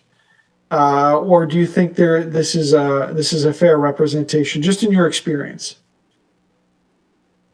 In my experience, it's probably about the same because you have moms and sometimes dads getting on with like 4 kids, but they don't, they should technically have the Presto concession card, but they don't know. So we're not recording those as paid customers, whether we're getting money or not. We're recording those as stolen rides. Even though we're not getting any money, we're just not recording them properly. Yep. And the other people I get on the streetcar, I call them the 2-stoppers. They just get on and ride at 2 stops, and, well, I'm not going to get caught, so I'm not going to pay. Just back to the bullet point you said about tapping in a station. Could you tell me what you meant by that? Islington Station is a paid fare zone. You go out, you tap, you would still tap on the bus when you got on it. You got on, the Islington bus. If you tap on it, then we're recording that you've tapped on that bus. So we know that Islington bus actually has a paid fare that's going out at this time, and we can adjust our service levels accordingly. So that's a benefit to the customer. But it's getting the customer also in the habit of every time you get on the vehicle, you tap. Whether it's the Presto card or scannable transfers that we will be getting eventually, you tap. So it starts recording of where all our rides are going, and it helps get that psychological thing where you always tap every time you get on your vehicle, no matter where you are, and it also helps with our ridership and vehicle distribution. So I'm intrigued. Does this mean that even when you're within a fare paid zone, you'd still tap at some type of an interchange? Or is it only when you exit the fare paid zone and get onto a different vehicle or mode? It would actually be in the paid fare zone too, because now you're letting the ridership group and the planning group know that how many people are actually on that bus and how many people are actually recording themselves as being on that bus. It's an interesting concept. We don't have many. Right. So to extrapolate, at Kipling Station, I know better. You know, you don't leave the fare paid zone to go to the buses. So you would suggest tapping when you got on the bus from the subway. Yeah, yes, I would, because it reinforces that you always tap when you get on a vehicle. It also gives us better planning data where we're trying to distribute our buses across the network. Understood. Because One last question. Where you're going. Right. One last question. I just wanted to make sure I understood the concept. You mentioned that you're an advocate. You said this more than once about scannable transfers. The transfers are issued at a certain time, whether it's the old paper ones that are ripped with the tear marks, or it comes out of the machine at the station with a time. They go dead after 2 hours. They're no longer valid. Other than having the appearance of having a scan transfer, what other advantage is there to the scanning of the system? Something I missed. I don't know. Final question. Retail is perception, so is transit. If I'm scanning my paper transfer for whether it's when I get on the streetcar, it's reinforcing the perception that I actually paid for the ride. So that everybody on the streetcar knows that I paid for the ride. I'm not stealing it. Thank you. So that's why the scannable transfers, because right now we're one of the few transit systems in the GTHA that doesn't use a scannable transfer. So my transfer, if I'm on GRT, turns into a pumpkin at 2 hours and 1 minute. It's no longer any good. Means that it eliminates all the fights with the operator because the machine says it's gone. So there's less arguing with the operator. And right now, because I talk to a lot of operators, they're so frustrated with our paper transfers thing that they set their transfer times like twice a day. So we're not even recording them how we're using our transfers right anyway. Because they just don't want the grief. Alan, I'm going to have to ask you to wrap it up. I don't want to lose quorum. So, Councillor Holiday, are you good? I am. Thank you, sir. Thank you. Thank you, Alan. Are there any other questions for the deputant? Seeing none. Next, we have Colby Badwar. Colby, if you could keep it short, that would be appreciated. I'm just afraid of losing quorum. We're at the bare minimum. I will probably take my 5 minutes, but I'll do my best. So, okay, they've got it up already, so we'll get going. Okay, there we go. So 2 main problems with this report. Number 1 is methodology. Number 2 is remediation. I won't speak to all of these problems in detail. They're available in the appendices, which I can go to in Q&A afterwards. So I'm going to speak about an alternative plan instead. So recommendations for personnel. Number 1, AG said, fare inspectors lack authority in fare enforcement. TFIs are not cost effective. They should be phased out by attrition in favor of a vastly larger complement of special constables. In the interim, they should return to their original uniform and equipment. The target set, for special constable complement should be set to 275, which would give the TTC the same ridership to officer ratio as the STM. The special constable desk at transit control also needs to be manned 24/7 by special constables. The TTC's contracted security guard program should be terminated immediately. Nobody has bothered to ask the Special Constable Service if these guards are helpful. If anybody had, they would know that they're actually counterproductive. If the TTC is wedded to this idea, this is how you do it right. Do a pilot program where the TTC hires in-house security personnel to replace or augment CSAs at key subway stations, such as the downtown core. An experienced and competent security guard can perform customer service, enforcement, and emergency response roles, but a CSA can only do customer service. This would be a force multiplier for the SCS. A security guard watching the fare gate lines in stations would have an actual deterrence effect on fare evasions. CSAs, despite management's claim to the contrary, have no deterrence effect. Fare evaders are not stupid. They know CSAs have no authority to challenge them. Policy recommendations. Adopt Metrolinx's zero tolerance policy and implement a similar administrative penalty system with a graduated fine structure. Adopt a holistic enforcement approach to all unlawful behavior system-wide. All sections of TTC bylaw number 1, all relevant provincial legislation, and all criminal activity should be rigorously prosecuted. The acting chief special constable should review, amend as necessary, and resubmit their 2016 position paper on special constable status enhancements to the TPS. And considering the ongoing transit safety crisis in the city, request that it be considered and approved at their next meeting. And also we need to revisit our agreements with YRPB, given the new CSPA requirements, so that our special constables have status in York Region and vice versa with their officers in our jurisdiction. Fare inspection needs to expand to the bus network as soon as possible. However, given current personnel constraints, it would be prudent to begin with an education period with a transition to enforcement once resources permit. Sporadic enforcement will not fix the problem. Enforcement targeting illegal entries at bus bays should begin immediately. This is something that station security guards can also help with. The Special Constable Service needs to be led by an experienced law enforcement professional who should have served at a minimum as a superintendent or equivalent rank for several years. The Chief Special Constable and the service should be a direct report to the CEO and serve on the TTC's executive team as an equal to all other members. This elevation is essential for the TTC to establish a real culture of safety and security, something that's obviously lacking right now. The Chief Special Constable should present quarterly reports to the board as well on system safety, security, fare evasion, and other enforcement activities. This should be an action item, not part of the CEO's report.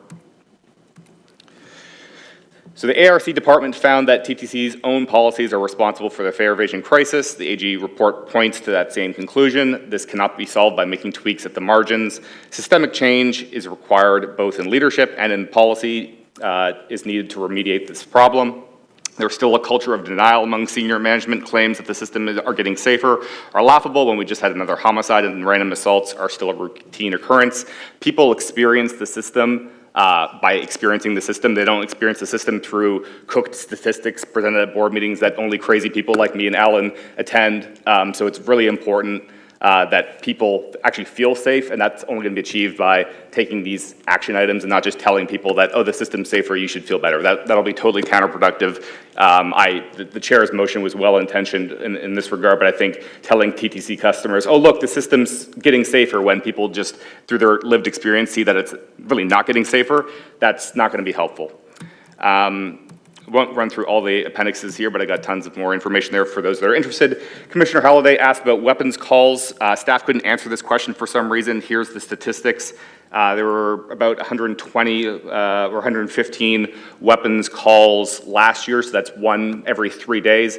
Of course, though, this is all severely undercounted, as I've said before. The true numbers are a lot higher. If you just listen to the TTC radio comms, you can see for yourself that they're happening with much higher frequency. They're just not making it into the reports for a lot of different reasons, which I've spoken to a little bit in the past and can elaborate further on that if that's of interest. And that'll conclude things. Just under 5 minutes, Chair. Thank you, Colby. Are there any questions for the deputant? Nope, seeing none. Thank you very much. Commissioner Sachs.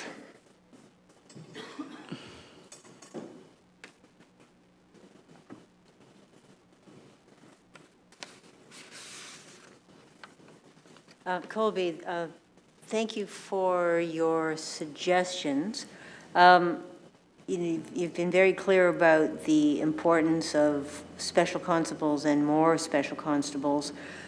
In relation to the particular recommendations that are for the board today, is there anything further that you wanted to tell us about them? I think the recommendations speak for themselves. As I said, I have you heard a little bit about this on Monday, just some of the appendixes here on the problems with the methodology around the fare evasion study, which are underestimating the problem. But in terms of recommendations, you know, I think they speak for themselves. I'll send it to you. I'm happy to talk about it after the meeting as well if you're interested.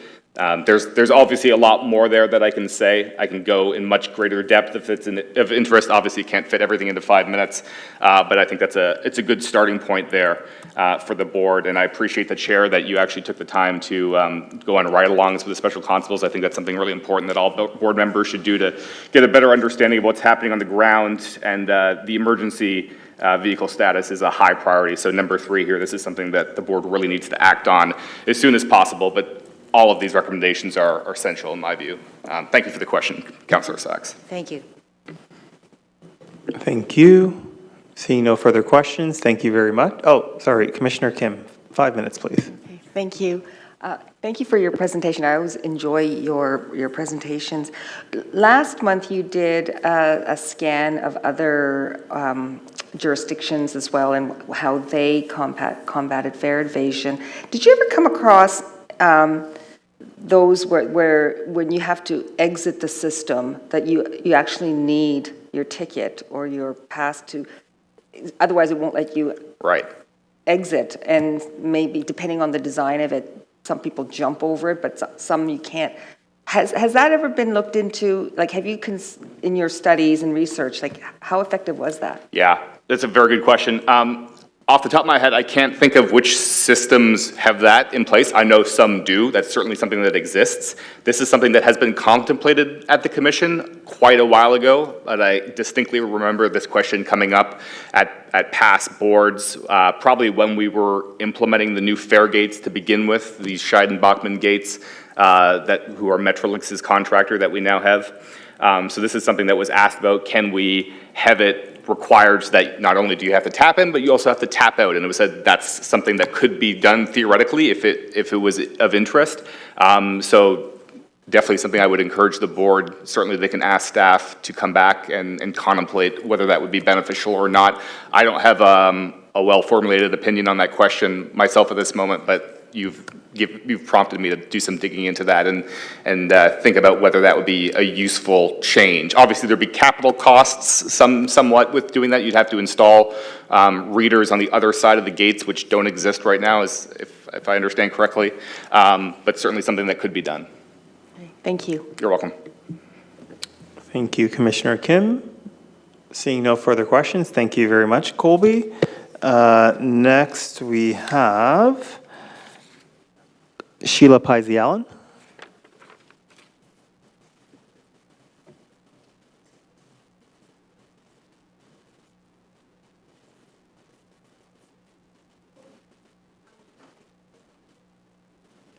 Thank you, Sheila. You have 5 minutes. Hi.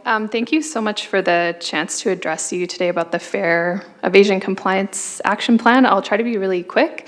I know that you're going to be bringing stuff back in the fall, but just wanted to share some thoughts as you mull this over that came up in the report, but also at the discussion at Monday's Audit and Risk Management Committee meeting. There was a suggestion that fare evasion tickets should be used as a revenue source for the TTC. And I just wanted to share why that's such a concern. Because if fare evasion tickets are a revenue source, there would become an incentive to treat that, to create quotas to collect a certain amount of revenue. And we've actually seen this rolled out on Metrolinx. They collect fare tickets as administrative fees and it goes right to Metrolinx. So what are you gonna do if you can't meet your quota? You're gonna go after people who look poor, right? There's a lot of concerns about profiling and targeting certain groups of people. There's a lot of information we don't have about ticketing processes currently. So what percentage of people actually pay their TTC fine right now? We don't know. What's the cost of processing all that? We don't know. There's also a recommendation to phase out legacy media, and just wanted to share how important it will be to consult with the Poverty Reduction Strategy Office, agencies, drop-ins that, is there anyone out there still handing out tokens or seniors tickets? Are there people who use those services who still have tokens and seniors tickets, and will there be an exchange program for people who are still relying on that? So that's just a question to consider. And then I also wanted to share some context with you about affordability. I already shared this on Monday. But TTC Riders, as a membership-based group of transit users, we get invited to different organizations to share information about what resources are out there for transit users. Last week, we gave a presentation at an adult literacy program and a drop-in center. Altogether, talked to about 50 people. And when we asked who here knows about the Fare Pass program, about 10 people put up their hands, and just 5 people out of 50 are using Fare Pass. So that's the context that we have to think about fare evasion, and that people in our city can't afford to get on the TTC. There are a lot of reasons that people don't apply for Fare Pass. One is they don't know about it, so we can think about, are there enough resources going into advertising it? The other is you have to have a Presto card already, which is a barrier. And then a third reason is that despite the discount, people still can't afford it and rely on tickets that are given out by programs or just getting on the TTC to get where they need to go. And Commissioner Jagdeo asked a great question about uptake rates of the Fare Pass. The TTC has, detailed information because you send an invoice to SDFA for that subsidy. But I looked at the SDFA budget note, and the uptake rate last year was 29%. So of everybody who's eligible, just 29% are using Fare Pass. But what we don't know in that number is, how many OW clients are using Fare Pass, how many low-income people are using Fare Pass. It'd be really interesting to know. And again, it's still not been fully funded for all low-income people in Toronto. And then I just wanted to again share about the harms of fare enforcement. I think I've spoken about this before and written in, but a fare evasion ticket, if you don't pay it, if you can't afford to pay it, it impacts your credit rating. There are people in Toronto without status who, because of interactions with special constables and fare enforcement staff, have been deported, and that contravenes our access without fear policy, which is designed to, say, everybody should be able to access public services in our city, regardless of their immigration status, and that should include the TTC. There's been a lot of discussions about, well, I see someone in a fancy suit getting on the TTC, but the Fare Compliance Plan doesn't target people in fancy suits. It actually targets high school students. And there's some questions there, I think, about, if high school students are the customer group that is evading fare the highest, was that taken into account when you calculated, what would it cost to expand free transit to all youth in Toronto compared to the resources you're putting into policing youth? So just the last thing I'll say is that other cities do things differently. I mean, Metrolinx has a graduated fine system. There are US cities who give low-income people the option to load funds if they get caught not paying their fare. And we know here on TTC that when people are asked to pay, 50% of them do. So looking at taps over tickets approach and having more frontline customer service staff, because we know that makes a difference too, and it makes people feel a lot safer. Thank you. Thank you. Sheila, any questions for the deputant? No, seeing none, thank you very much. Next, we have Chloe Tangpong Prush.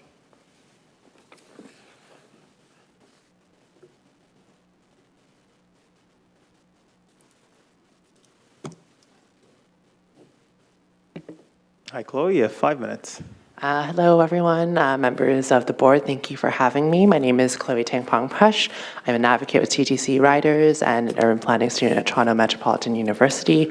I'll try to keep this brief. We've been here for a while, and I spend too much time in this building. So the Fare Compliance Action Plan directs staff to study and report back on the costs and benefits of all-door boarding, and discussions of fare evasion through all-door boarding are also occurred during Monday's meeting of the Audit, Risk and Management Committee.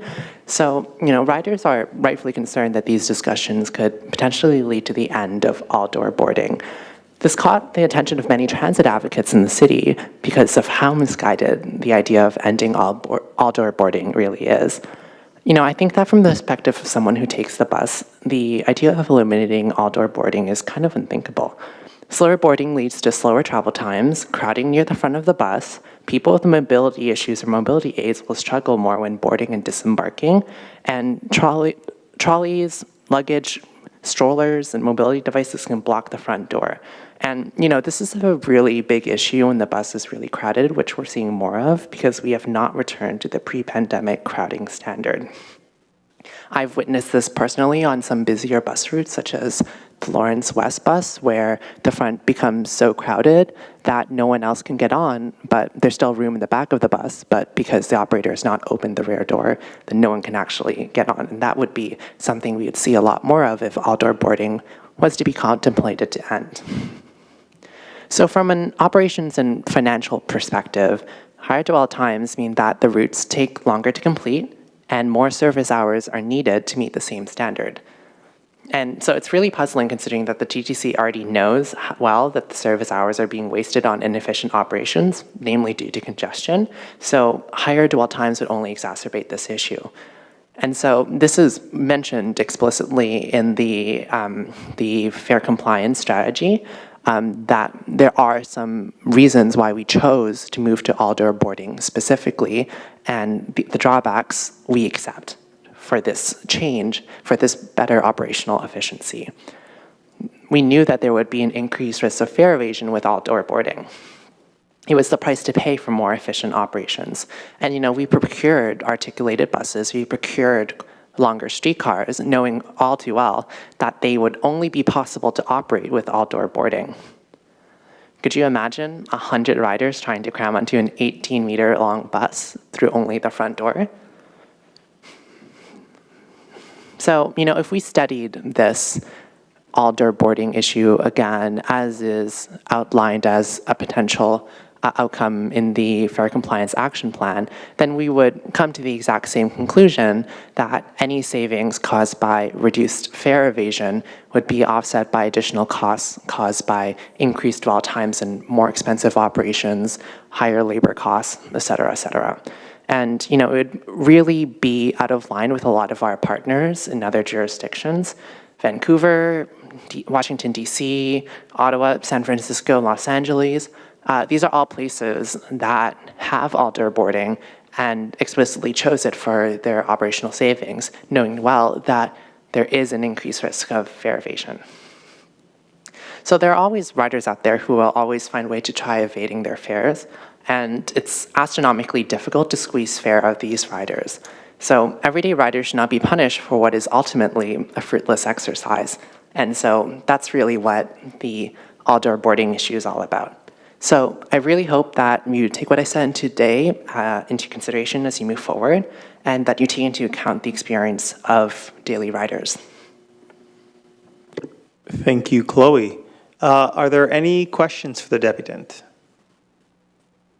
Seeing none, thank you very much. Now we move to questions of staff. Are there any questions of staff?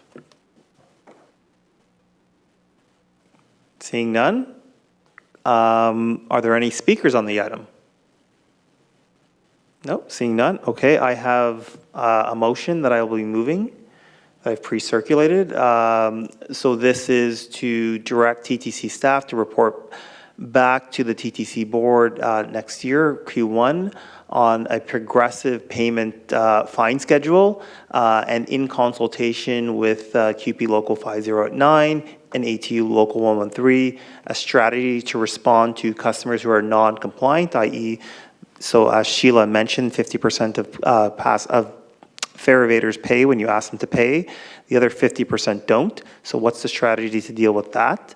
And regarding motion A, I just want to thank, this was an idea actually put forward originally by Commissioner Moyes, who had proposed this. So this was working with staff to further flesh this out. So I just want to thank Councillor Moyes for his leadership on that. And then motion B is just an educate and advertisement campaign by the end of Q3 2024 on just the benefits of the Presto mobile application. So just encouraging people to further use the application as we look to phase out legacy fares and cash fares, and just, touting some of the benefits, and that we actually tell people that they're supposed to tap to transfer when they do. So when they do transfer, so that we have a more accurate count as to what our fare evasion numbers look like. Are there any questions? Chair, I have a question. Commissioner Holiday, 3 minutes. Thank you. Could you just explain what you mean by a progressive fine schedule? So that would mean the first incidence of non-payment, you would get a warning and you would pay your fare. The second, it would escalate to something beyond just paying your fare. The third, it would escalate beyond that and further, and so on. I see. So this would require the enforcement officers to track the individual. Correct. And okay, and so the first time it happens, it's a lesser amount and then it gets bigger. Essentially, yes. Would you see anywhere in this mix somebody being asked to leave the property if they haven't paid their fare? So that is where actually the second part of the motion comes to, is to the non-compliant customers. So one of the issues that the fare inspectors have had is they don't have clarification as to where to draw the line. Like, how far does the TTC and the board actually expect us to go if a customer says, I'm not paying my fare?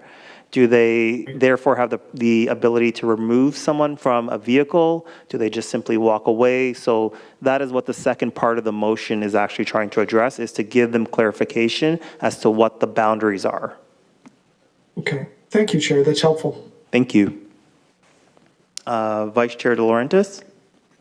Can you put the motion back up, please? The part of the motion that reads includes the issuance of warnings. How would that work? There would be individuals who just refuse to pay, so you can't identify them. So it's a verbal warning? So this would be the first offender. The first time offender would get a warning and they would pay. And they would pay? They would pay. They would pay. So therefore, there's a way to identify the information. Are we able to track that individual? So in other words, the second time a person refuses to pay, they'd have to pay, and then the system would know whether they had been issued a warning. I guess my question is around, how do you track the issuance of a warning? So from my understanding, we can track the people who agree to pay the fare, to pay the fine, or to pay the fare once they're caught. We have no way of tracking the people who say, I'm not paying. But do we have a way to track the issuance of a warning? I understand that we would, but if staff have can clarify? So, through the chair, we are currently not able to track if someone is given a verbal warning. We can track, because we have new devices that are mobile ticketing, can track if we've previously issued a ticket. We're able to track if that person or customer has repeatedly done this, because it's in the system.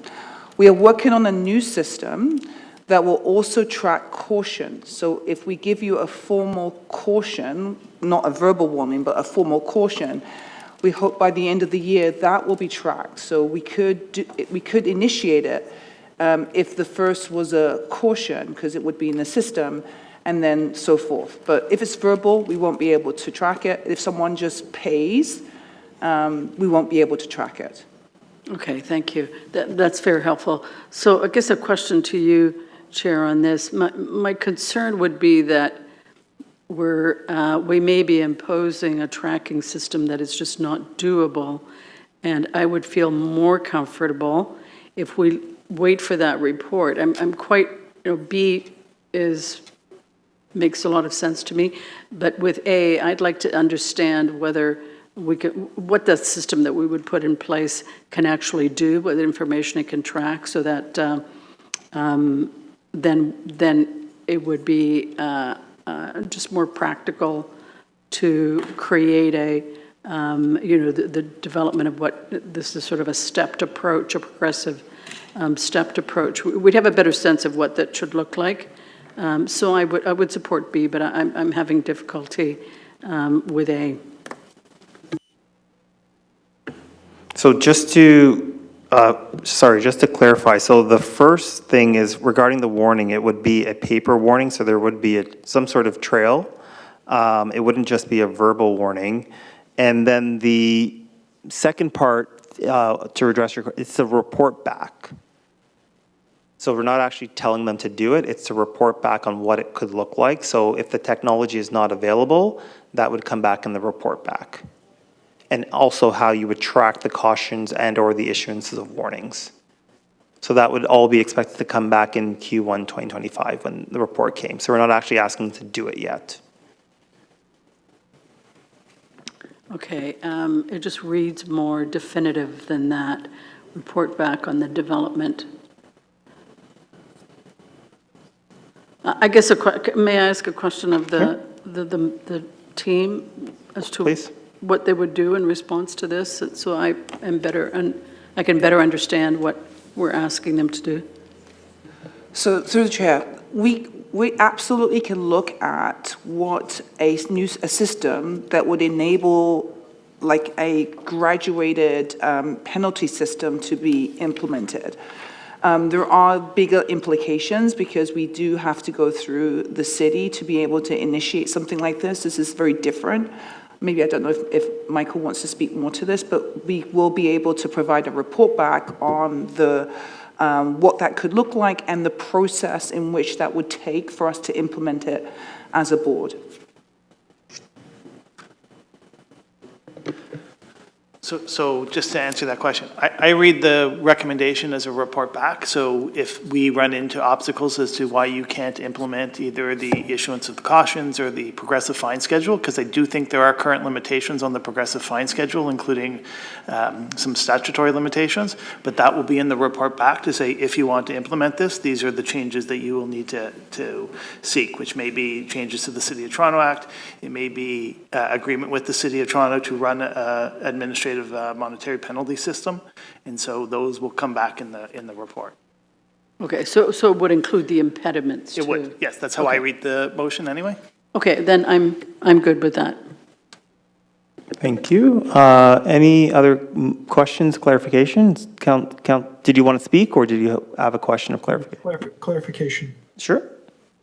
And I'm sorry, I know I did, but I heard something.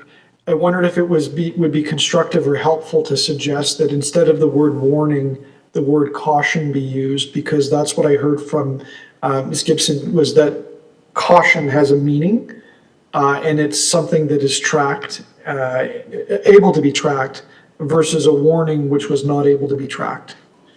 Yeah, I'm happy to move that. Yeah, that's fine. So we'll change that. Thank you, Commissioner Holliday.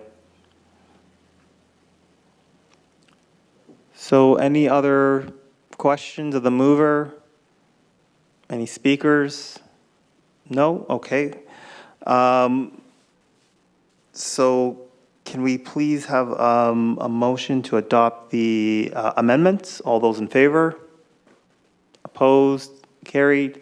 Item as amended. All those in favor? Opposed? Carried. Final item, the transit network is item 7, the transit network expansion update. We will now take questions from members, as there are no speakers on the list. Anybody have any questions? Seeing none, okay, I had just a few quick questions. So the first question is, what is the expected timeline for substantial completion of the Finch West LRT? Through the chair to yourself, at this point in time, as Metrolinx has indicated for the Eglinton Crosstown, they will advise us 3 months prior to the substantial completion date. 3 months? That's correct. Okay. And how is progress going on the TTC side to take over the operations and train drivers? Through the chair, I'll take that if I could, Derek.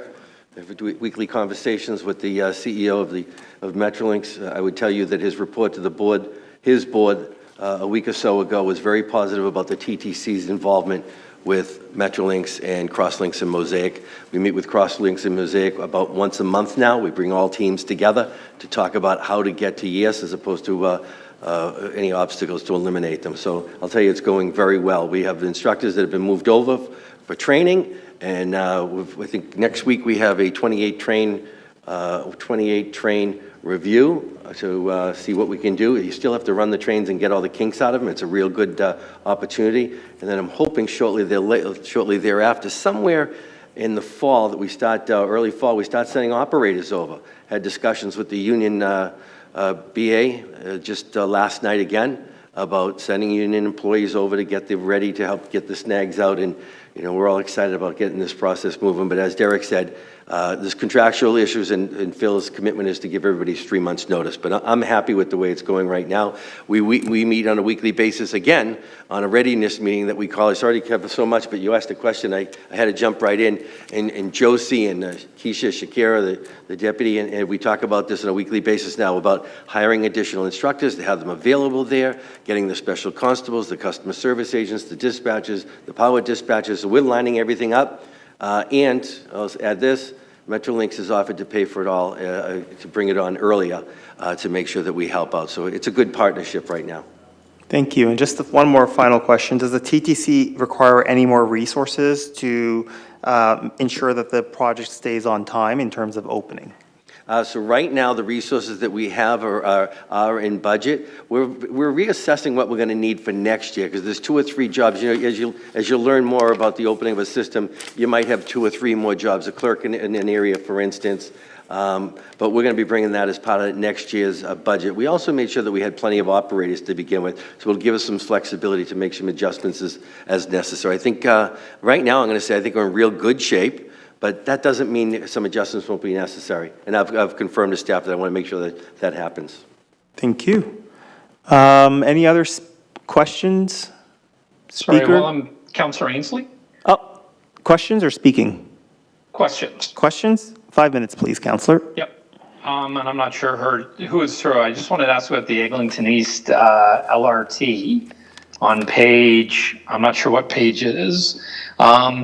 It just talks about project specific, so it's advancing to 30% of design. How far do we advance it before it stops? Like, we don't have it, it's not funded. We periodically renew the design, or like we just did some design charrettes with the community. How long do we go before we stop because we don't have money to build? What's the goal of the design stage? Through the chair to you, Commissioner, we will be reporting back at the end of 2024 with the progress to the 30% stage. At that point, we will be seeking direction from council, from City Council, to confirm the next steps. And the next steps could be either progressing the design further or going into a different form of delivery of this project. And sorry, what do you mean by a different form? So because we already have the rapid TO line there. So the what I'm referring to there is that depending on kind of how we progress the 30%, what the wish of council is, or what the direction of council is, there may be a requirement for us to either, one, do further analysis, come up with a different form of delivery of this project, or to do further design and come back with a further developed design solution. So all I'm saying is that by the end of this year, we will be coming back to council to seek direction to proceed with the project further. Okay. And is there a point where you have to go back and revisit the environmental assessment or the design work that you've done, or? Through the chair to you, Commissioner, at this point in time, the transit project assessment process is coming to its conclusion. So we have time over the coming years to kind of do whatever modifications we may need to. But if there is a significant change, we will need to come back and do perhaps a revised environmental assessment. Okay. And the design charrettes that you just did, how does that work get reported back? Is it coming here soon, or? So through the chair to yourself, the information that was received as part of the sessions that have occurred just recently are all going to be reported back through to council in the fall. Okay. All right. Thank you. Thank you, Mr. Chair. Thank you, Commissioner Ainsley. Any other questions? Nope. Any speakers on this item? Nope. Seeing no I'll further move the speakers. recommendations. Pardon? I'll move the recommendations, Oh, Mr. Chair. great. Thank you. All those in favor? Opposed? Carried. And that is our last item. Before I conclude, I understand Rick has an announcement he'd like to make. Thank you, Chair. Through the Chair, I just wanted to make everyone aware, and I know the Chair made the commitment to the Chair and the Mayor earlier today, and as I'm sure everybody understands, there are many steps in the application process for funding under the Canadian Public Transit Fund. But I'll let you know that at 3:45 today, the TTC took its first step in submitting the expression of interest, and so it is in and has been tweeted. All right. Thank you. Thank you. And that concludes the business of this meeting. Can I have a motion to adjourn, please? Thank you, Vice Chair. All those in favor? Carried. We are adjourned. Thank you.